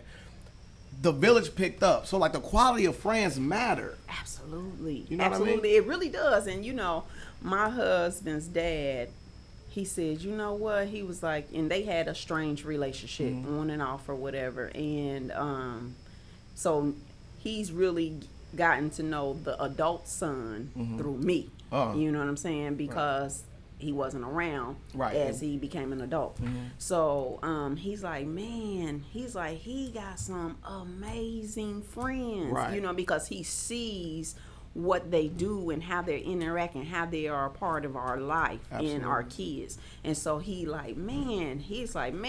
some amazing friends, you know what I'm saying? And like you said, your friends will show me who you are. Most of my friends that I have are 30 plus years. You know what I mean? Long, like my best friend, who's like my sister, we started in the 3rd grade. See what I'm saying? You know what I'm saying? And we still there, like to the point where she got every right to discipline my sons and discipline my kids. If she cussed them out, I wouldn't even be mad. Right. You know what I'm saying? Because apparently you need it warranted. Right. You know what I'm saying? Right. It was warranted. Right. Exactly. So it really does, like you said, your network, your friends, and it is sad because, I'll hear people today and they'll be like, man, I don't really got no friends. Yep, I hear that all the time. And I'm thinking like, well, dang. Either you don't have friends because you're not a friend, you know what I'm saying? Or is it because that this generation don't value connections and relationships. Exactly. You know what I'm saying? Exactly. But that's the question I ask myself. Either you're not a friend, or is it because this generation don't really value connections and relationships? I feel like they don't. I think a lot of friends are, friends by proxy. Just simple facts of, like proximity, such as I stay on the same street. She do too. She cute or whatever. You know what I'm saying? So me and her could go out. We could never operate like that, because for instance, if we went out back in the day with some off-brand dude and a fight broke out, you don't know if he gonna swing or run. Right. Yeah. Right. You know what I mean? Right. And I think we inherently adopt that as men. So men are more or less like, okay, that's my dog. You know what I mean? Like forever.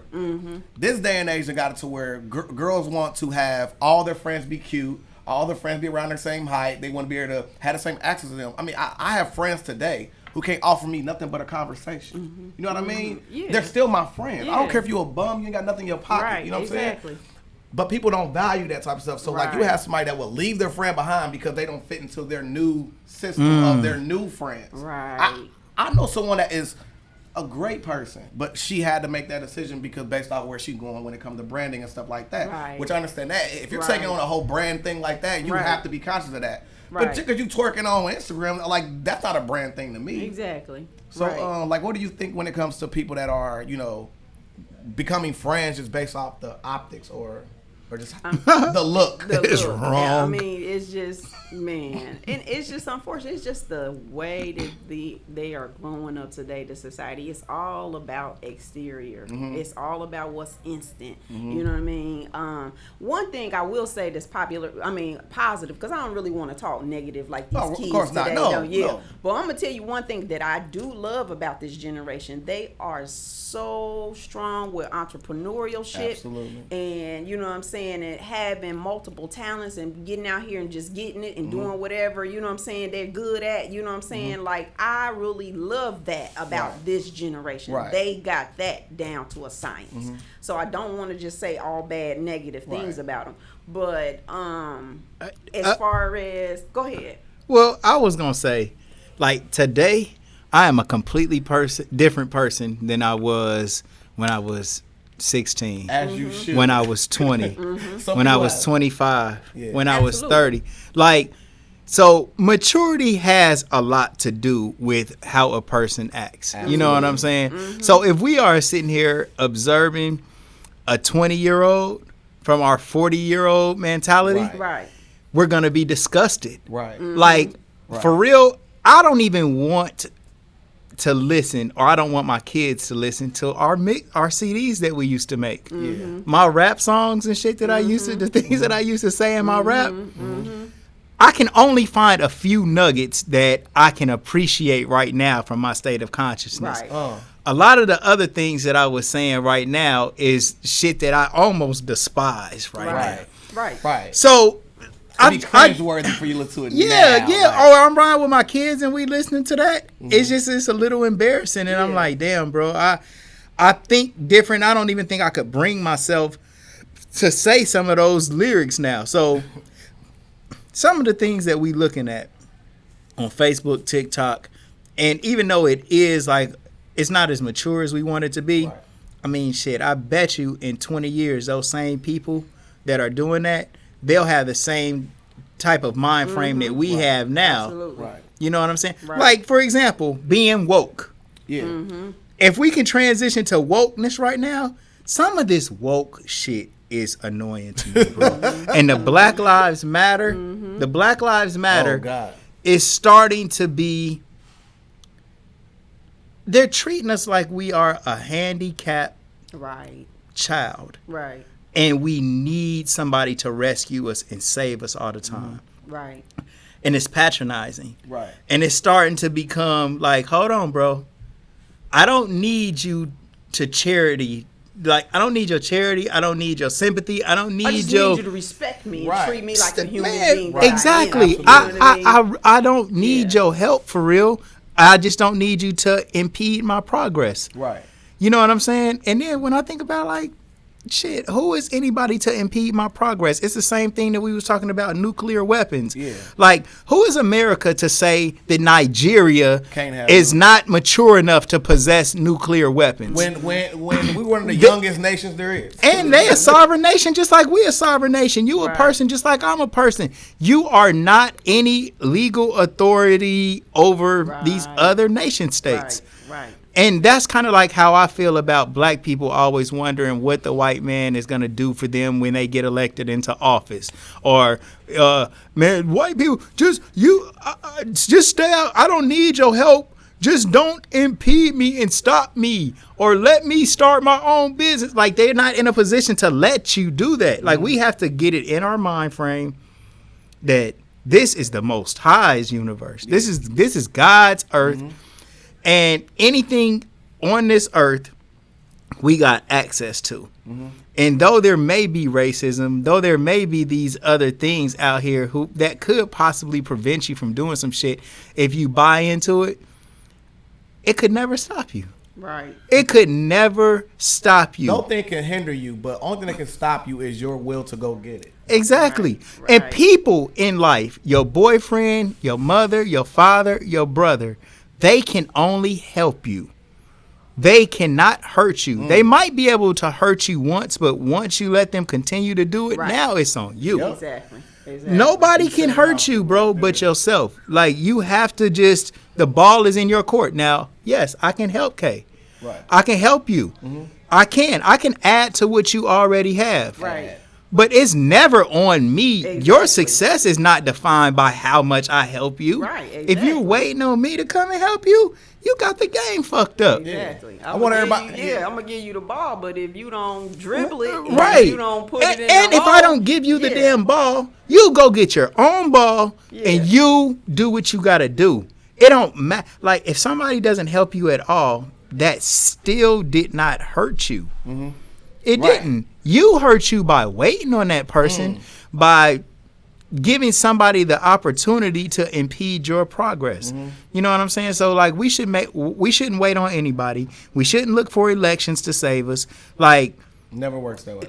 what I heard something that was so cool, man, on one of these lectures. It said the best thing that you can do for this world is make the most of yourself. Right. Right. That's Right. powerful. That is powerful. Right. And if everybody had that same mind frame, then we would all be doing well enough to actually help somebody else. Because if I ain't doing shit with myself, how can I possibly help you? Right. Absolutely. If I am not making the most of myself, I'm not in a position to help you. To piggyback off of that point of what you're saying, one of the things that I always have believed my life is just not for me. Right. It's just not my life to live. Right. You know what I'm saying? So what I do or don't do, it ain't just impacting me. You know what I'm saying? Or my kids. You know what I'm saying? It's impacting the universe. You know what I'm saying? Because what I do with my life and the way that I treat people, you know, the success that I have, you know what I'm saying, it's going to extend beyond my reach. Absolutely. You know what I'm saying? It's your ripple effect. It is not just my life. You know what I'm saying? I'm not just living for me. You know what I mean? Because if you think about it, even historically, or some of our greatest people, the things that they did in life, we are benefiting from. Absolutely. We are benefiting from it. So, you know what I'm saying? The things that they did in their life at that time, it went beyond them. You know what I'm saying? So it wasn't just their life. They didn't just live for them. You know what I'm saying? They did for us, and we never knew them, had no bloodline connection to them or nothing. You know what I'm saying? But we benefited from it. Right. So I firmly believe my life is just not for me. Right. Is it a you go ahead. Yeah, I want to build on what she said earlier, where like you had said, you know, like your life isn't only about you, and also you said something positive about the generation. I want to also say something positive about the generation. They ain't scared. No. That's one thing I will give them. Yeah. They ain't scared. Yeah. They ain't scared. They got out there front line, no matter what all the conspiracy people were saying. I was proud to see the young people doing that. Yeah. Because on the protest side? Yes, because like a lot of times, like, you know, like you got scared black folk, man. Like, Yeah. you know what I'm saying? Like nothing worse than a scared black person. Like, I mean, like what you gonna do now? Like they already took everything from you, and now you scared they're gonna take your life? Right. Yeah. They weren't. So that's one thing I want to say about the younger, like generation. But yeah, like your life is definitely not about you. I mean, like we're connected to the stars. I mean, like the fact we all have this same disposition is based off where we were born in the constellations. Yeah. Let me share something with you. Here we go. But yeah, like, so if we're connected to the stars, and that means the stars are connected to us, so we are connected to everything. You know what I mean? You know, you know, like the butterfly effect. There can be a butterfly wave across the world that creates a typhoon from its flap of his wings. Damn. I mean, it's a real theory out there. So yeah, I mean, I definitely feel like we're all connected, and Okay, so speaking on like the universe and how we all connected. So my sister was reading this book, and her mom has had it for a long time. Like the page is yellow. That's how old the book is. Okay, that's a good one. So she was reading it, and it had this chapter in there, and it's called "The 12 Mysteries of Love." Right. All right. So speaking on, you know what I'm saying, how the universe is connected and how we all intertwined or whatever. Now this for all three of us. Yeah, I'm in here. Leos. We Leos, right? For okay. sure. Leo good. All right. So now, a little backstory, because it made me shed tears when she told me. So when my husband passed away, a couple months after he passed, I started finding dimes. Right. All right. I'm like, dimes. You know, it's kind of odd. You don't really find dimes. You find penny anytime. You know what I'm saying? So one day I'm like, okay, tell you, if you sending me these dimes, send me one in a way that I know between you and I that it's from you. You know what I'm saying? So one day I went to go bake a cake, pulled out my bundt pan, just grabbed it from under there. But I heard this noise. Clink, clink, clink. Dime spinning around in the pan, right? So I like laughed and cried, and I'm like, okay. So I'm like, well, I'm expecting these dimes from here on. So I promise you, I got over $10 worth of them right now. Wow. And every time I find one, it's just one. So that's how many times I've found them. Wow. And it's always like in the moment where I'm either feeling it down, need a little pick me up, or I'm happy, I'm in a good space. One time I'm here up at the shop. Me, June, nephews, we standing, and we're in a circle, but not purposely in a circle, but we are. This is New Year's. And this is the new year, Right. you know what I'm saying? So we standing there and we're talking and, you know, chopping it up. I just happened to look down. I'm like, bruh. In the middle of the circle, bro, a I'm dime. like, look down. And it's a dime. In the middle of the circle. This is You know my what I'm saying? brother. Yeah. This is my brother. That's Right. crazy. So, I mean, and I got so many stories about that. It's her husband, bro. Yeah, I got so many stories about these dimes. I was on a girls' trip in Tennessee one time. We were riding them scooters downtown Tennessee. Never do it again. But Right. So you use your credit card to unlock it. So I unlock it. kick your stand back, bam, it's a dime under my scooter. You know what I'm saying? What are the odds? All these scooters, you know, it's a dime under my scooter. I mean, so right. Like I got 100 of these stories like this. So at this point, I'm like, I'm convinced. I know that he's sending these dimes to me. You know what I'm saying? I mean, and I share it every time I find them. You know, I video it, I share it, I put it out there because people need to hear that. Some people, you know what I mean? Some people really deal with death hard. You know what I'm saying? They think it's the final act. Yes, and exactly. And so I put that out there every time I found one. So my sister shares with me this little thing that she read in this book. All right, so the sun, ruler of Leo, so we rule the sun, absolutely. Right? Vibrates to the number 10. That's my or number. 1. 1, that's my life path number. 10 equals 1. 1 plus 0 equals 1. Okay. Before you came, we got it on tape. We got it on tape. Before you came in, I just did my life path number. It equaled out to 10. I broke all of the numerology down for P. Before you came in here, right before you came in here, man, and look, you done brought us way back to that. Come on, go ahead, continue. Yeah. Let me see. Hold on. Let me see where you at, P. It says which. Oh no, you off. Listen. I'm sorry. Okay. Yeah. So, but we got technical difficulties. Man, I heard that one. I said, that's crazy. He just told me this. He just told you this. I swear to God. Yes. Hold on. Let me go ahead. Oh, my bad. Nah, you good. You good. Keep reading, Kay. Okay. We good. All right, sis. So it says which equals when added via the numeral mathematical process. 10 plus, 10 break it down to 1. Now, so why it made me tear up, I find the dimes. Okay, now me and my husband had a number that was our number between me and him, which was 101. I got it tattooed on my arm. 101, you know what I'm saying? 1 and only 1 is what the representation of it was. But when I looked at this and she sent me the copy of it or whatever, you know what I'm saying? It has 10 equals 1. So that's 101. So, you know what I'm saying? Like the universe, again, you know what I mean? And how it all works together. You just got to be open and you got to be willing to understand that life extends beyond where we are right now. Right. You know what I'm saying? And pay attention to the signs. They're there all the time. Whether it's colors, whatever it is. I had maybe 2 years ago, or maybe it was a year ago, I had a bird's nest in my window, right? So, Kenyatta, just the human Kenyatta, comes downstairs, see the bird nest in the window, like, oh, no, you ain't got to be pooping up all in my window. So I go with my mean self, take the nest out the window, right? So then I'm like, okay. The next day I come down, bird done put, about 2 days later, a nest in my other window. So she like, oh, okay, well, I'll build it over in this window then. I'm like, okay, well, I'm going to leave it alone. You know what I'm saying? Let me see what it is.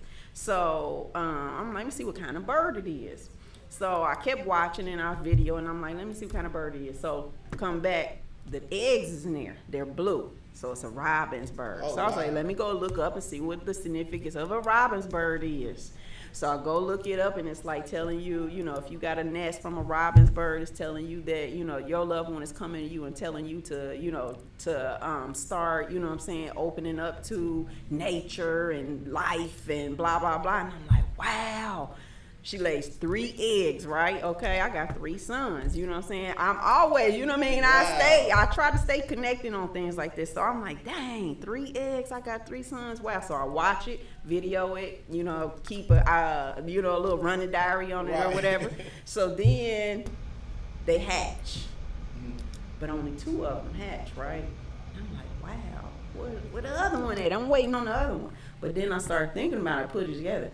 I only got 2 birds at my house, 2 sons at home. My other one already flew the coop. He already grown. He gone. You know what I'm saying? So I only got 2 kids at home, in the nest still. And so, you know what I mean? So, yeah. connected the dots. Wow. I don't want to be that fun guy. But exactly. But nah, to me, that's truly amazing. I have a reoccurring number that's been with me my whole life. I just figured out recently when I went and talked to my spiritual advisor. But the number is 212, right? My mother inherited a house from my grandmother. The address is 212, right? Okay. My son was born February the 12th. Wow. At 2:12 p.m. Oh my God. So I was always like, every time I see, it don't matter what time I got the clock, it's always 2:12. It's Right. always something like that. Right. It followed me my whole life. So I ended up looking it up, and I think it's called like an angel number. Uh-huh. Basically, it's where like someone from the other side will let you know that they're always with you. With you. And I never got a chance to meet my grandmother. Okay. So I know it's her. Right. It has to be. Exactly. And every bad thing in my life has always turned out to be better, positive. Like no matter how terrible it seems on the surface, it always led to something better. Right. And I know it's her guiding me. Like it has to be. Right. You know what I mean? I got the light on.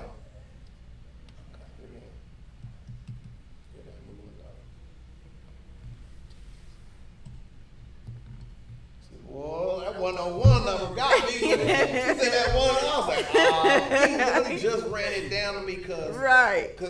he asked about it and I was talking about the 212. Yeah. And he was like, nah, it's different because it breaks down to one like number. Yeah. And he was just telling me that and it just blew my mind. Dang, bro. Like, we literally just, and it was those exact set of numbers, and then Right. the dime. Yeah. Like, man, all of that stuff means something. Yeah. Yeah. It definitely does. Wow. Swapping out mics, guys. Mic check, mic check.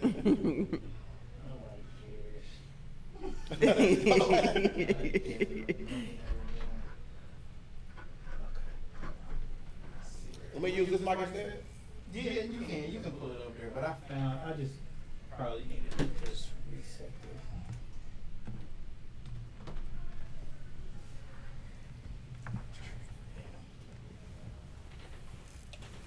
All right.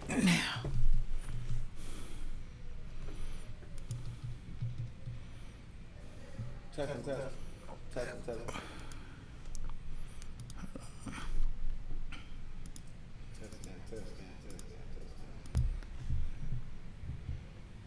Say something to your mic now, P. Testing. Kay, say something to yours. Testing. Okay, I got you. Is your mic, is the green coming up when you're talking? Testing. It's green, but it's not moving or nothing. the meter is not. Oh, but then you want to plug The headphones, yeah. Oh, the headphones. Testing. It look like it's coming. It look like you getting a Or signal. maybe it's this one. Testing. No, Oh. no. Let me see. I'll be able to tell right here in 1 second.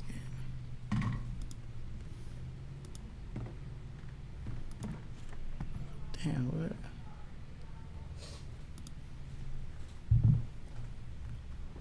So, are you born and raised from there? Mm-hmm. Yep. Born and raised. Moved to North Carolina for a couple of years, but came back here. So what high school did you go to? Meadow Deal. Me too. I went to Meadow Deal. Mm-hmm. What school you went to, Smith? I went to Meadowdale and Patterson. What that? Lions. Bro, what the We Meadowdale Lions. We Meadowdale Am I in a Leos. dream today? Like this is... Oh my God. All right, Kay, say something to your mic. Testing. All right, now P, say something to yours. Testing. Okay, you back on. All right, You- bet. we lit. I think. We gonna figure We'll find out once we start. They were like, man, start man, going. Peanut always loud, but he was low this episode. Nah, I think you good. Y'all's mics is on 2 different channels. I see it. It's cool. Okay. But man, It won't happen again. Just don't say one-on-one. Nah, that's one of the craziest stories I've But heard. this is kind of like what we was talking about before we came back to this. Like all of our life path numbers, our birthday equals out to a life path number. And your life path number kind of gives you guidance on what you may be good at. So the way that you do it is you add up. And the thing about you add up each number of your birthday. All right. So and let's do mine. I'm let's do 724. yours. Okay, 724. Yeah. All right, so 7 plus 2 is 9, plus 4 is 13. Then you got 19. What's the year? 1985. 1985? Okay, so you go 7 and plus. Now my Social Security. I'm just playing. So 724. So 724, 1985. 7 plus 2 is 9. 7 plus 2 is 9. Plus 4 is 13. Plus 1 is 14. Plus the 9 is 23. Plus the 8 is 31. Plus the 5 is 36. Is that right? I'm testing your math. 31 and 5 is 36. Yeah. Okay, so 3 plus 6 equals 9. So your life path number is a number 9. Number 9s are, this is what I think about number 9s. You better not call me no devil, I'm telling you. Number 9s blend in well with any environment. That is true. The number 9 always equals out to the number that you added with, okay? So let's say that I'm a life path number 1. You're a life path number 9. Anytime you add 9 to any number, it always equals the number that you added with. So 9 plus 1 equals 10. 1 plus 0 is 1. It always reflects their self. 9s can thrive in any environment, and they should always be able to link up with whoever they are. Tay is also a number 9. Okay. Number 9s just give you more of yourself. And so you are always, people should be comfortable around you because they feel like they can talk to you. Because why? You remind them of their self. Because you mix with them, it's just more of themselves. Bro, Okay. that is So I just identical to how I am. That's just my perception of That's number 9s. crazy. Anytime you, like, I don't give a fuck what number you add 9 I with. could be It anywhere, always bro. comes. Like Yeah, I got it friends- always comes back to itself. I'll give you an example, bro. I went to a Sting Threshers reunion. You ever heard of this? Okay, now look. It's this old white guy who taught me how to trade stocks. His name is Keith Rim. Yeah. You know, so I salute to him. It was back when I was a mechanic RTA. He took me to this thing called a Sting Threshers reunion where they literally have these farm powered equipment that they use to do different tasks. So like they'll have, you know, like a fire, like an engine that'll just do a turn, but the turn to make holes in the ground, or they have a turn that's cutting wood. So they have this big old like reunion where they'll bring out all these different Sting threshers that they do various tasks with. And you would think that a black person from the hood and tattoos and all that type of stuff wouldn't. I had one of the most amazing times I ever had. Yeah. Out there kicking it with them and learning stuff. And Yeah. You able to blend. Wow. That's You know. crazy. Wow, Yeah. it is. I just did mine. Mine is an 8. Okay. Okay, so life path number 8. We're going to find it real Just quick. blew my mind. Well, think about 8 that I know. 8 is always a. Did you come to 44 or did you come to 8? I came to 8. Well, it came to 35. It came to 35. Right. Okay. So you do have double digit numbers like number 8. It could be a 44. And a 44 would be kind of like a master number, like damn near the highest height. I mean, they normally cut it off at 33, but if your birthday does land on 44, you could be a really strong number 8. So whatever, like for example, a master number 11 is like a souped up number 2. A master number 33 is a souped up number 6. A 22 is like a souped up number 4, for example. Right. But yours is 8K, so we're gonna find out what and then we're gonna read number 9 too, just to kind of give us some insight. Look, you already got my. I'm ready to tell everybody. Okay. No, but like, why are you trying to find that? Like, I've always been so like I'm the type of person where like my mom always said, I've never met a stranger in my life, right? But That's how Dante was. But it'll be times where I'm not even trying to attract anyone to have a conversation, and people would just inherently have conversations with me. Right. That's how Dante was. Like, we could go out of town, and literally, he would just be like meeting people, and they just be talking like they knew him forever. Yeah. And I'd be like, you know them? I'd be like, nope. So here is life path number 8. Those with life path number 8 tend to be a better judge of character and attract the right kind of people to work with, to to work with you towards your vision. This makes you a natural executive and excellent in business or the political arena. Wow. You have a need for success and a strong desire to be recognized for your achievements. This Wow. leads you to not feel safe unless you have found a way to establish financial security.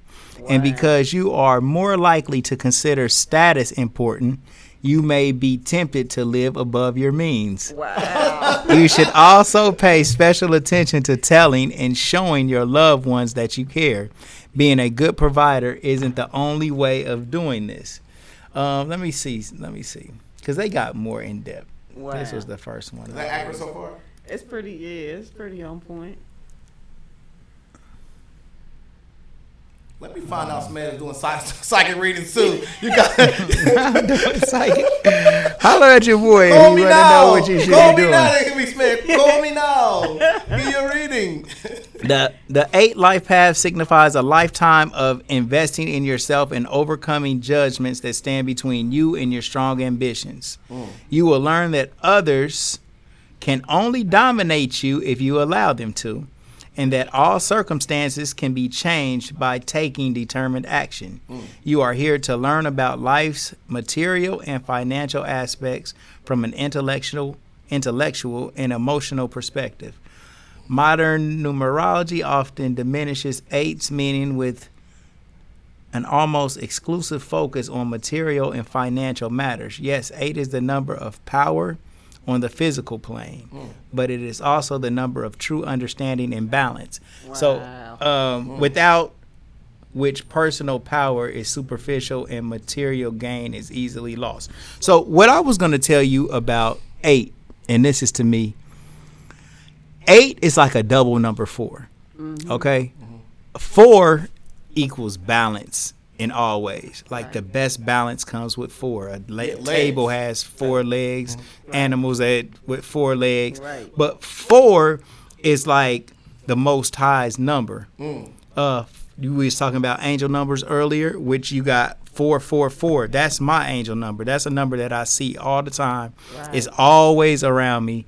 And like I noticed it, and it was around me so much that I had to look it up and see, what does 444 mean? Yeah. And it just means that the angels around you, they pleased with you, and they want to make sure that you're okay. Short story about number 444. One day I asked my grandfather, who played the numbers, does he ever play number 444? And my grandfather told me, that's my license plate number, Wow. which was crazy. So Yeah. let's fast forward it, maybe 10 years later. My granddad passed away. We all went over to his house. This is before the hospital came and got him. We all was standing around him and just hanging out with him and stuff before they came and took his body. Look out the window. My granddad's car right there. License plate number 444. Right. Signifying to me, Yeah.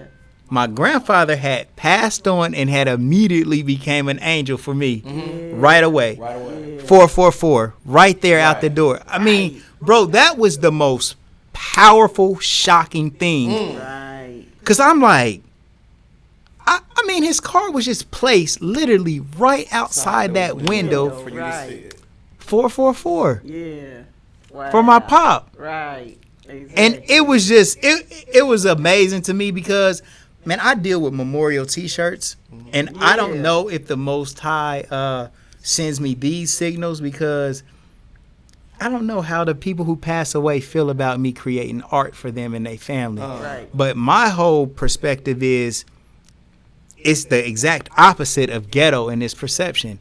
It's me giving therapy to their family. It's me letting them express themselves. It's me being able to give their family some type of love. I'm showing them love right now. Like And a they get a memento. chance. Right. They get a chance to just express how they feel about their loved one. Right. I And saw one. Oh, sorry. I'm gonna cut you off. No. I'm gonna wrap it up. But I was just saying that maybe it's from me getting equity or getting equity is the word with people who have passed away in so much that they like, Smed, that's my bro. Right. Right. He took care of my family when I passed away. Right. Right. We we is Angel now. Yeah. Possibly. I don't know, but it's 444 is around me so much. I'm talking about I see it so much that I looked it up on YouTube to see what it meant. Right. And that's kind of how I got into knowing all of these other numbers from me seeing 444 Exactly. so much. So I don't know. I just think that all of these numbers and stuff, going back to you being an 8K, that's like the second step of being angelic. You got 4, 4, and then one more 4 gets you to that 444 angel number, and 8 is 4 twice. You see what I'm saying? And it represents that strong balance. Right. North, south, east, and west. It's like the Most High gives 4 parts to just a bunch of stuff. I do feel like in any relationship that I have, I do feel like, you know what I'm saying, I bring balance in the relationship. You know what I'm saying? Like, you know, a lot of my friends, you know, some of my friends, like I got a friend in Texas, you know what I'm saying? We alike, but we different, you know what I'm saying? But we balance each other out. Right. You know what I mean? I got a friend in North Carolina, you know what I mean? We're alike, but we different, but we balance each other out. You know what I'm saying? My best friend, my sister, you know, we're alike, but we different, but I feel like I bring the balance and we balance each other out. You know what I'm saying?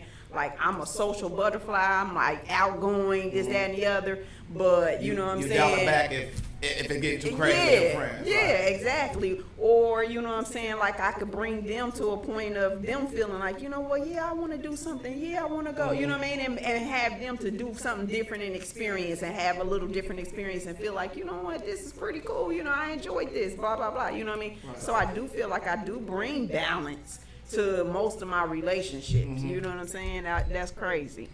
And to what Smith said earlier, you know, where like he was saying, you know, like what he's doing, you know, so like he's helping people post-mortem, right? But to me, like I saw this post where someone said, pictures don't mean anything till that's all you got left. You know what I mean? So you giving somebody that to me it's a form of therapy. It's a form of God work. To me, I see it as you providing a service for people who need something. Yes. Because, man, I mean, we're way more connected to the spirituality realm of things than we are in the physical. Like, my brother who was, you know, he was unresponsive about, you know, so like a month ago, they're trying to figure out what's going on with him. I willed my brother back. Yeah. I literally was in his ear. I'm talking to him. I'm playing his favorite music. I see my brother's life come back into his body. Yeah. You can't tell me it ain't like, no, it's way more than just the visuals. Like, right. You know what I mean? It's way more than just that. I mean, right. Yeah, the other day, my son Kamari, he went somewhere, he came back home, changed his clothes. But he came out and he had a shirt on with his dad on it. You know what I'm saying? And immediately I just knew, you know what I'm saying, where he was at, what he was feeling, what, you know what I'm saying, what he was needing. You know what I'm saying? Because he went and put a shirt on with his dad because whatever it was, he felt like he needed his dad right there. He needed directly. You know what I mean? So it does do that. You know what I mean? And the thing about it is, you know, as long as you don't outgrow it and get too big. Right. You know what I'm saying? Right. But, you know, no matter what, you can always come back and you can put that shirt on and, you know what I'm saying, and you can represent that person. Right. You know, so, yeah, it definitely does. Which is also adding another element to it also, which, I mean, I don't want to get too much into that, but the, you know, the NFTs where, like, people will have a digital copy of it forever. I mean, so, I mean, to me, you are providing something beyond in what the scratch of the surface shows. Right. To me. And like, besides, so we on a life path number build, right? So, 2 things. You got a life path number, and that's when you add up your birthday. Your name also has a value. Oh, wow. Wow. Your name is how people normally perceive you and the person that they perceive you as being. So you have the person who you are, and then you also have, kind of like what you might be best at or kind of like your characteristics from just your birth traits and stuff. Then you also have how people see you, and you add up your name. Each number has a numeric value. Okay. So, and it just goes with A is 1, B is 2, C is 3, and you add it all the way up. I mean, each number has a value until you get to 9. Okay. And then after whatever letter falls under 9, then it starts back over at 1 with Okay. that 10th letter, Okay.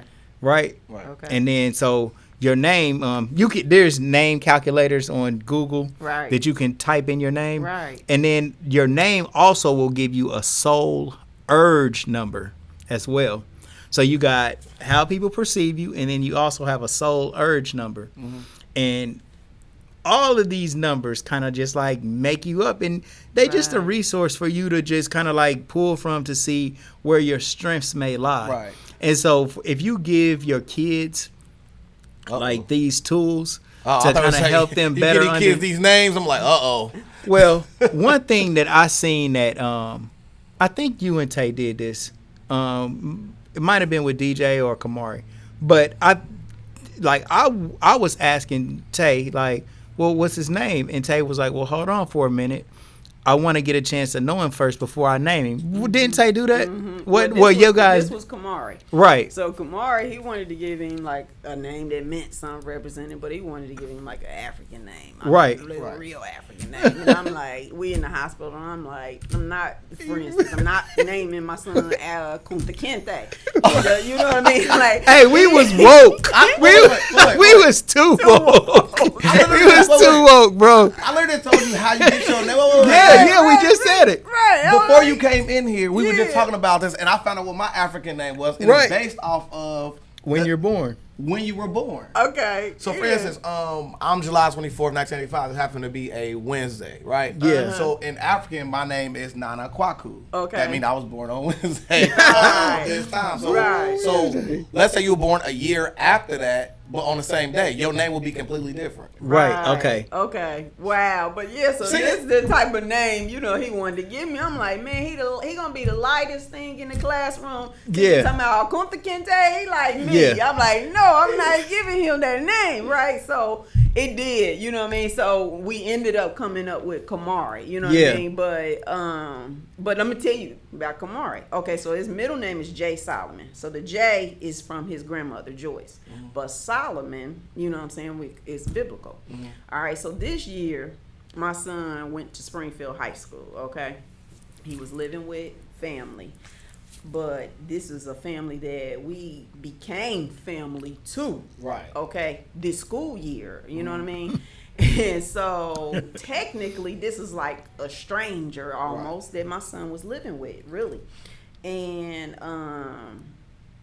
that was a struggle for him and me, you know what I'm saying? By profession, I'm a social worker. So it's like I was placing my kid in a foster home. You know what I'm saying? Yeah. Technically, you know what I'm saying?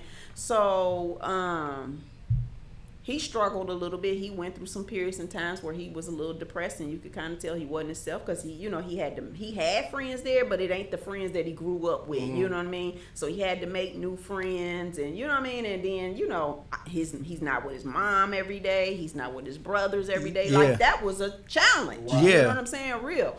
So one day I reached out to his coach, and I'm like, hey, I need for you to holler at him, talk to him, see what's going on, because they had a really good relationship rapport. And I'm like, I need you to reach out to him, see what's going on, talk to him, this, that, and the other. And so he's like, you know what?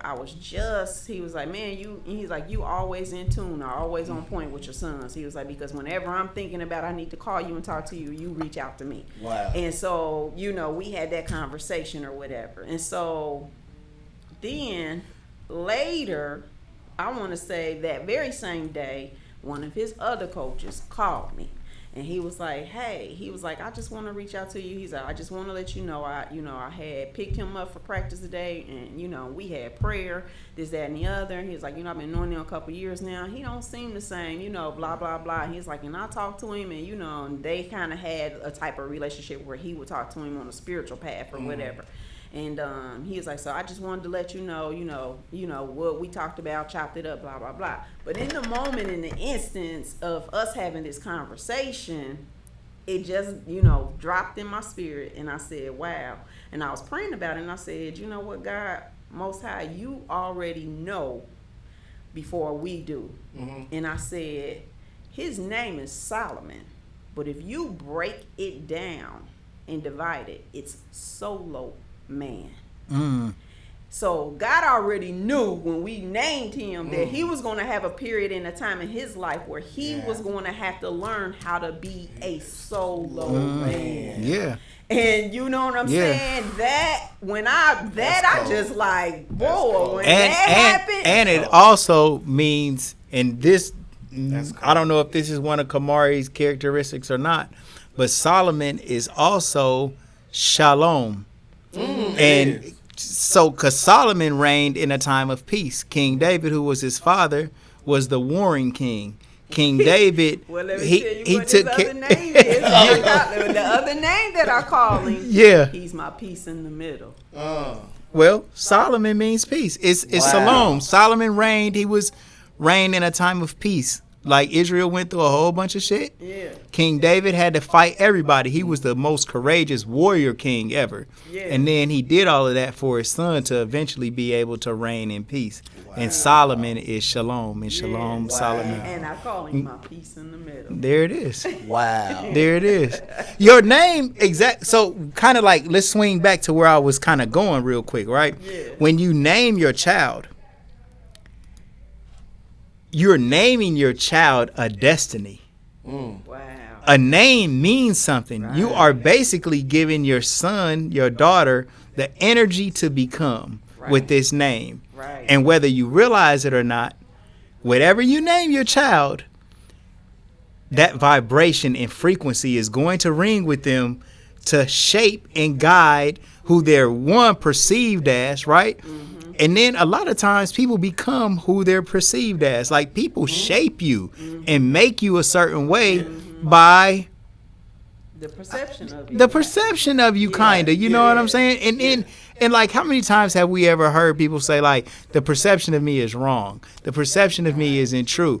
But to everybody else, that's exactly who you are. Right. So, like, these names, so kind of like what I was getting at with Tay is saying, like, in America, we almost have names picked for children before they're even born. Absolutely. And names that are absolutely void of meaning, which is stripping power from your child. Wow. Like, you should almost, what Tay told me, he said, well, bro, I want to get to know him first and then pick a name based on how he feel to me.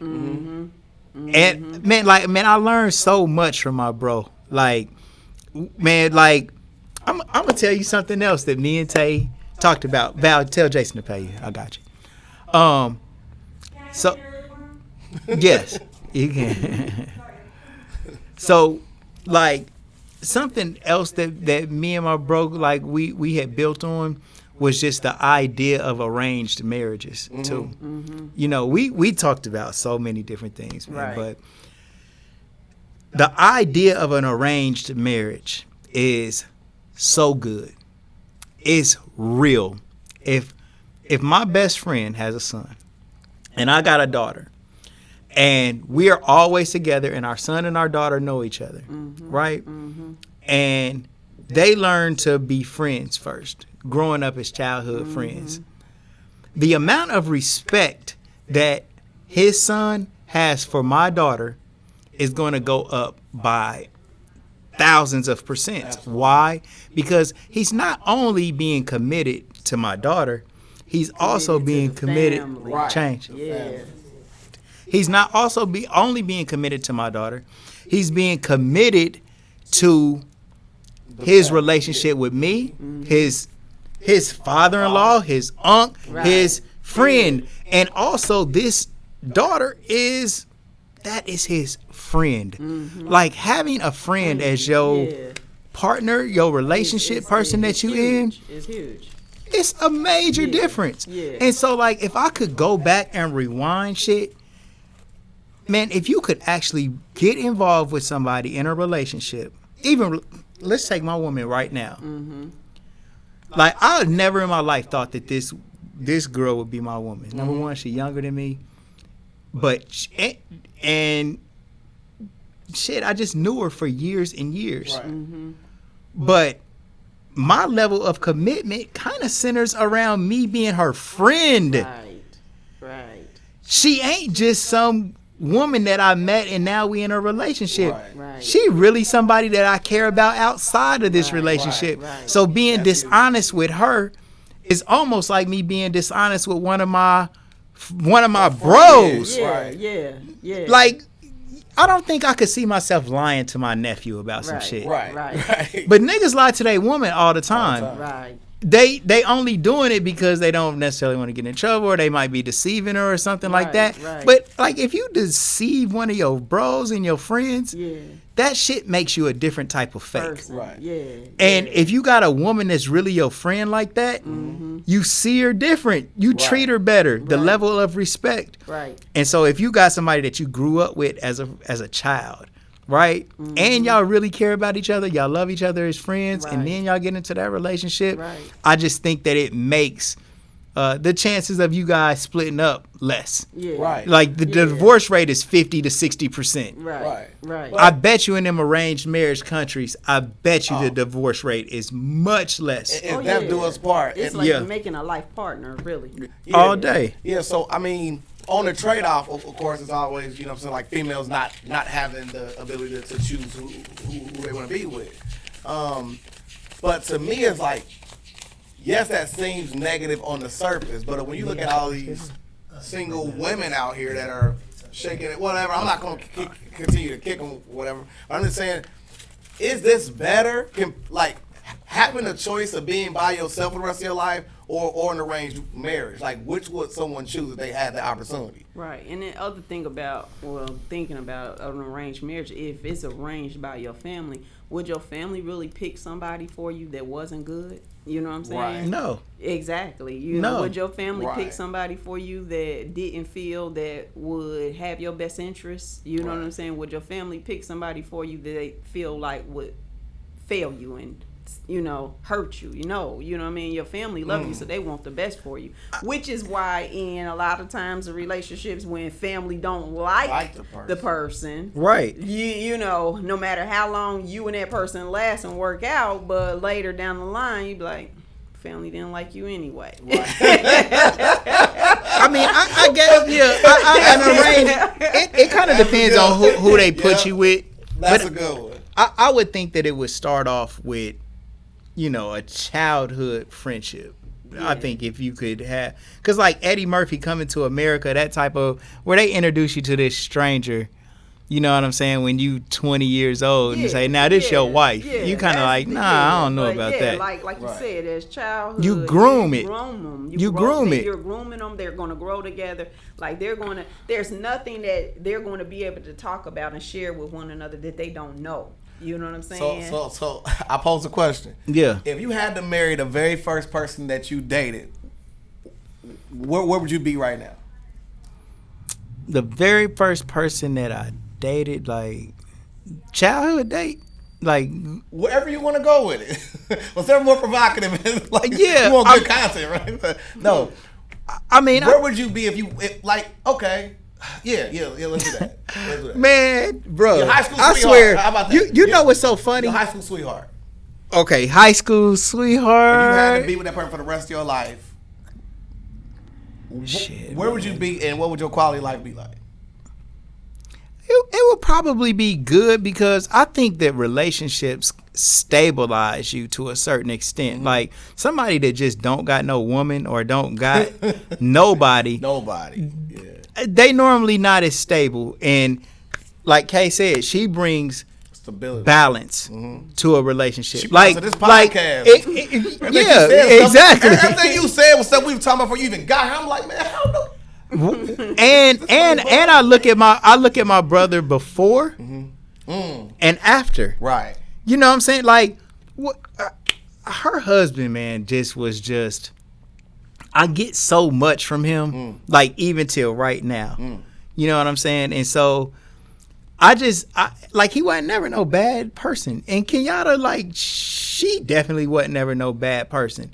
But when they kind of came together, I just seen how she treated him and how good, you know what I'm saying, they was together. Like, well, yeah, I mean, he just had some type of.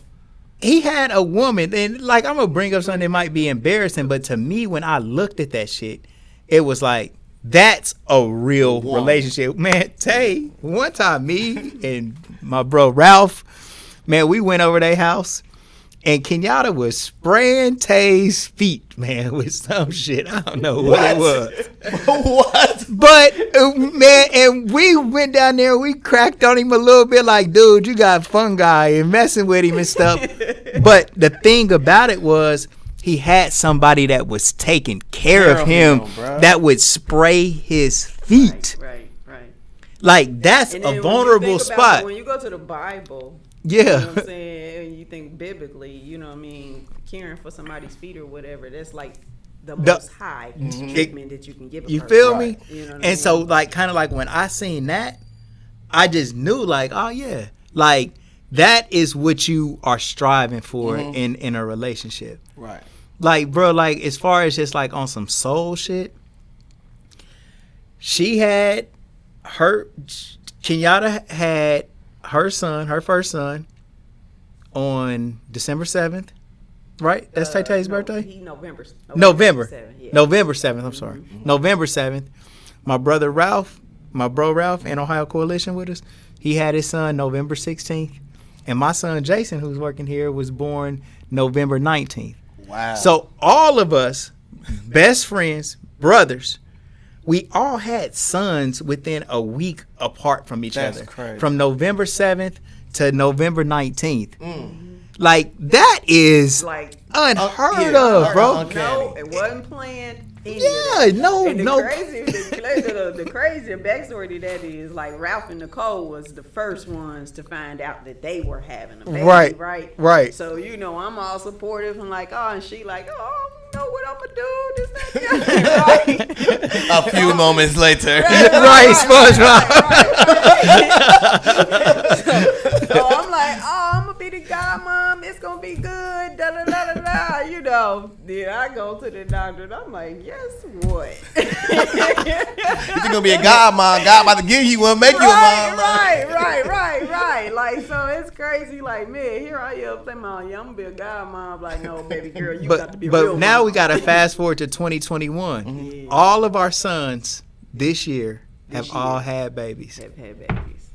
Tay's son, Tay had a grandson. I just had a grandson. Yep. And Ralph, he is having a granddaughter, Yeah. Wow. Lil P. All of our sons that we had at the same that time we are had all in the having. same year within weeks of each Yeah. other are having babies the same year just within months of each other. So now your thoughts on arranged marriage? Right. We Got need him, to link got up him. Lil Tay or Lil J with Ralph's little grandson, and we arrange it from there. Exactly. Yeah. Exactly. Yeah, no doubt. No doubt. But, like, I just think, like, man, just the connection and Yes. us all being connected with each other is so major. Like, and, like, Kenyatta finding dimes, man. You know, like, that isn't nothing that she's alone with. For me, like I'm saying, do T-shirts, man. And I went on a streak for a while because I really wanted to know backstories of how people passed away. So when my customers would come in, I'm chopping it up with them, asking them, you know, what happened. Right. So I started noticing that everybody had some kind of cool little story about when they people passed away, something that happened that they noticed to make it seem like that they were still there. Right. So from there, I started inquiring, hey, have you had any dreams about your sister that died or your dad that died or whatever it was, you know? And I start getting yeses every time. And one thing that really happened that was like crazy is three women in a row all told me that they hit the number. Wow. 3 women all hit the number. I wish I could remember. One of them is shit. It's my girl that was down in Atlanta. She said her dad died and she hit the number. Damn, I wish I could remember their names, man. But anyway, Yeah. no cap. That's correct. 3 Back in the to same back to week. back. Oh, same week. In the same week, I talked to all 3 of these different girls, and all of them told me that they hit the number. And the way that it happened was, I was talking to the first girl. She told me she hit the number. Then another girl's, I think it was her dad that passed away. And I was like, man, I was talking to this other girl, and she told me that she hit the number. She said, I hit the number. Wow. I'm like, what? Right. Talked to another girl. She told me. And so after that, and when Tay died, do you know that his number, that his birthday, his birthday came out, I think that same like night or the next night or something. Yeah. Wow. Real shit. That's No. crazy. I think our people are able to send us that little cheddar if we only know that's a line that they got. I can flip that ball for you. They're like, hey, I passed. I'm going to send you this little cheddar, man. Be ready to get it. Right. But just with people passing away, man, it's so many major stories, man. This one girl told me that she had a boyfriend that died. His name is Face. And the girl, I don't know if I can remember her name right now, but the bro that passed away, his name is Adam. Mm-hmm. And we called him Face. He was actually a rapper and shit, right? Cool as fuck. He knew Hood a lot better than he knew me, but he still knew me. Came through our shop on 3rd Street. Well, she told me that she had a psychic that she used to go and talk to about him passing. Mm-hmm. And the psychic connected him. The psychic connected him, and he told her, Adam told while he was passed away, he told her that he was on a boat with his dad, and this is in heaven or wherever they go to when they pass away. Now, the lady did not know that his dad had even passed in order to give her that tidbit, but his dad had actually died, and they love fish. They love fishing. They love boats. And she also told me that they went to Disney World, Disneyland, some shit like that, right? And there was a flamingo. I'm putting it together the best that I can. But there was some type of bird that was really odd. It either had one leg or it was a funny color. And that he told them that they didn't like Disney World because of the pink flamingo. I'm probably butchering the story enough, but what I'm saying is that this medium was telling her intricate details that only they knew. Right. Nobody else. This ain't, and she was doing this over the phone or either online or something. Right. This psychic never knew her. Wow. And she told her all kind of stuff that he passed this message on. And he said that he was going to come back as her son or something. And she asked the psychic, has he met any of her people that passed away? Like she said, have you met any of my family that died? He was like, no, he's too busy. He's too busy. Wow. He was too busy. Wow. And he hadn't had time to do any of that shit. I can believe it. Yeah. And just I think that he told her to move on. You know, go ahead and do whatever it was that she was gonna do. Right. You know what I'm saying? Right. And she told me all of this stuff. Right. I mean, and like I was so interested in it because my mom died. Like I want to build with my mom, kind of. You know, like all of that stuff is so interesting to me. So when she came back and got shirts made another time, we rewound the story. I asked her every question again. That's why I kind of remember it so good. Yeah. Her name is Chrissy, man. I gotta find her, Chrissy. Crazy. It's actually super cool, man. Wow. She got I think she just got engaged, as a matter of fact. One of my first dreams or first things that came to me where I feel like I had a connection with Dante. This was after he passed, and I was in the room. I was sleeping in the bed, and in my dream, I vividly saw him standing at the window by our bed, and he was standing there. He had his Pittsburgh Steelers hat on and everything, like he would normally do. And I looked at him and I said, why are you standing there looking out the window? Get in the bed. And he said, I don't sleep here no more. And I said, well, where you sleep at? He said, I sleep on the green couch. And I just that was like the end of it, but it was like the green couch and it's like the green pastures, you know what I'm saying? Just like, you know what I'm saying? It was like just him telling me like, I don't sleep here no more. You know what I'm saying? I sleep on the green couch. And I told you I had that dream about Tay. She just made me. This whole time y'all been speaking about him, I didn't know his name was Dante. Yeah. I had a friend named Dante Price. Okay. He was one that was killed by the by security guards up at Walmart? Summit Square. Oh yeah. Like they shot the car up until the car on fire. You Right. know what I mean, they got charged for it, but immediately after he died, I would have dreams as vivid as I'm in this room today. Yeah. Where I would see him all the time. Mm-hmm. And it was just so weird to me to the point where I actually pray. I talk to him because I have a friend, my spiritual advisor again. She was telling me how to put together something for him. I ain't trying to scare the people that's watching. Yeah. But I put something together for him, which, like I said, it's a lot of things like we do now that we don't even know we're connected in Africa with. It's the same as pouring libation. It's something as pouring out liquor for your dead homie. Right. Yeah. They'll put together, like a shrine of things that their loved one who passed away, you'll put together them, things that they like. Yeah.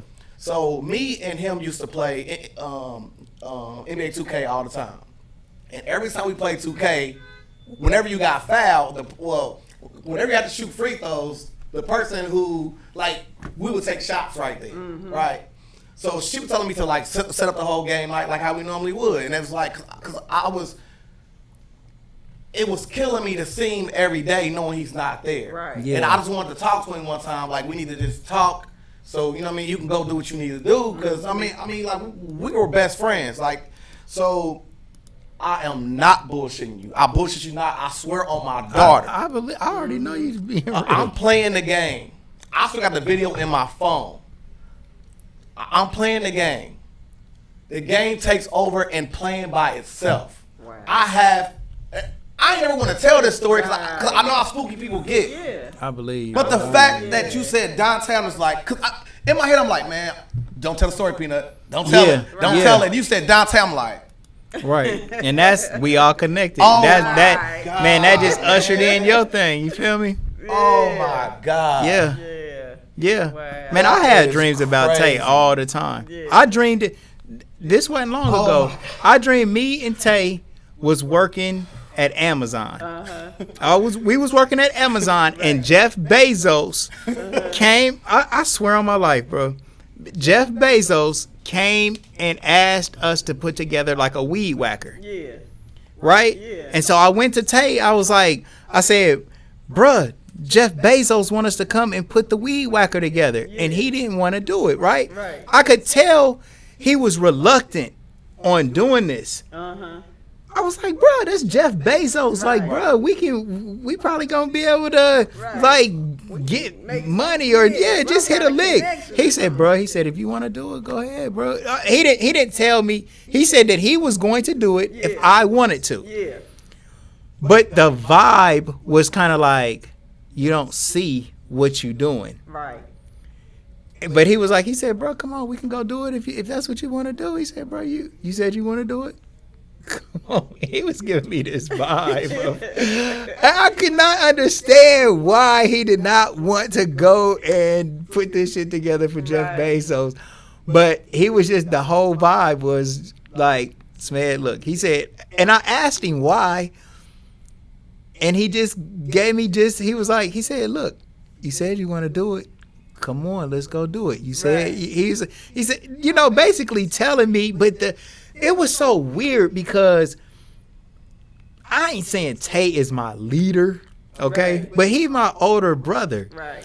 And so it's kind of like I learn a lot from him, and for him to kind of like give me the juice, it was kind of like, you saying you'll do it if I want to, but bro, do you want to do it? Right. Kind of. Right. This wasn't long ago. Like, go ahead, Pino. What you got breaking news This for is us? blowing my mind right now. Yeah. Okay, so before game night, because my spiritual advisor kept saying, when's game night? I kept trying to postpone it. I wasn't ready spiritually for it. And I didn't even remember this until right now. So I'm like, I almost got the new 2K, so I wait for the new 2K to come out. And I'm like, I'm going to get the bottle within the next hour. I found a rare silver coin I didn't even know I had, just popped up out of nowhere. Wow. A dime. Dime.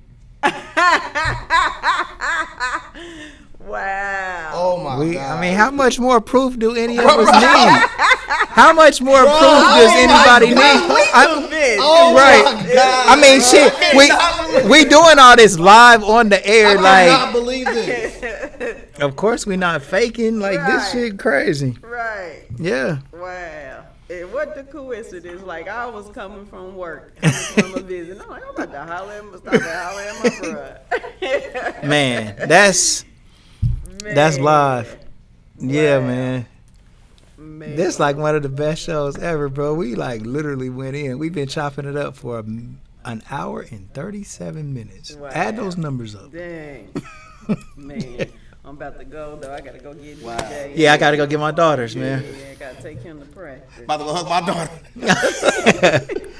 Yeah. So, long story short, what you saying, like the coin, stuff like that. So, part of the shrine you set up is like you about to give them silver coin as money. So I have a thing that I put together for them, and after then, you know, it's just been, you know, like whenever I have a dream, it's not as powerful emotionally no more. Right, you know what I mean? Right. Yeah, it helped me, and yeah, it's Wow. this Did powerful. you save that? Yes. Oh yeah. Okay. Yeah. I have that. Right. It's in this plastic bag in this special place. Right, okay. So, Man. Showed you a good. dime. that is crazy. Wow. Man, dimes is around, man. Yeah. Kay got me hip to that. I'm like, and I mean, the way that she tells me, like, I know Tay, you know, and I know that that's important to him to make sure that she know that he around, and if that's the only way. My son, like I said, he got a car, right? Yeah. And when I went, vacuumed it and all that, and as I'm vacuuming, there's a dime. You know what I'm Right. saying? Like he just got it the day before. You know Right. what I'm saying? Now, I just got a new car. I got the call from the people, right? And I was getting my hair braided at the time. So they called me and they like, yo, okay, we're going to prove you, da-da-da-da-da. Now, I'm at the African lady's house. This is my first time going to her house for her braiding my hair or whatever. I had went out to my car to get something, came back in. I walk in her foyer. There's a dime. All day. And for you to find $10 worth of dimes, Right, yeah. No, yeah. I That's got a lot. Yeah, that many. that's a lot. That's a Yeah. lot. Yeah, You know what I'm that's saying? a Like, lot. for real. Yeah. And then there are single dimes. Single in there. dimes, right? Yeah, Like you know what not I'm a saying? bunch of them. Yeah. Right. Not a bunch of them. And That's then, what, I'ma that, tell you I mean, what, that's what, 100 dimes? Yeah, I'm gonna tell you my girl. It's a girl, a lady I follow on Instagram. The irony in. It's a lady. Right. Well, Yeah. I want to say this on camera, but go ahead. Yeah, lady I follow on Instagram. Her name is Tabitha Brown. I don't know if you hip to her. Look her up. I love her. She's amazing. She's a vegan, and that's how I started watching her because she's a vegan. She do the videos, but her personality is just awesome. But her mother died from ALS, and so her mother was telling her that, you know, she would get nickels from her mom. And so she was like, you know, they was shopping. She was like, well, Mom, if you pass, what you gonna send me? So she said, her mother said, I'm gonna send you dimes. I'm gonna double it. I'm gonna double your trouble. And she does. Wow. She finds the dimes. You have to look her up and look at her story. But yeah, she finds the dimes. Yeah. Man, that is. Yeah. You brought That's something crazy. like you brought more than balance to this podcast today, girl. Like, Yeah. oh my God, Yeah. I'm so thankful that you popped up. No. Out of nowhere. Right. It's like your spirit brought you here, Right, and I'm yeah, so glad you been. I mean, This the literally, hardest like, show, I man. was about to, I was gonna keep going, but then it was like, nope, get in the turn lane and go to the shop. Man. Yeah, man, wow. Man, that's what's up. It's what's up. It's Can't nobody take a smile off my face today, okay? Yeah. Yeah. man. Yes, All sir. right, well, I'm about to get this young man to practice. All right. Thank P, you, you want to Kay. close it up? Oh yeah, so you know we here at T-Shirt Kings. You know what I'm saying, we got a studio in here. Everything is edifying today. You know what I mean, you can check us out throughout the week. We got a lot of more Love you, sis. interviews lined up. We had one scheduled for today. We had scheduling conflicts, all good. The irony off stage is gonna make Smed laugh so hard. So thank you, man. Smed, you got anything? Man, you guys, look, like and subscribe, man. Ring the bell notification, man, and make sure that you comment. You know, comment. This is something that you can do. Comment your story of whoever you had that passed away, something that lets you feel like that they were still around. All right, and then you guys give us stuff that you want to discuss. Just topics like this, interesting, trending topics, and then we'll do a show about that. Yeah. And then just like and subscribe to our channel. And we may have you on here. You know? Yeah, so, we can. Yeah. All right, peace, y'all.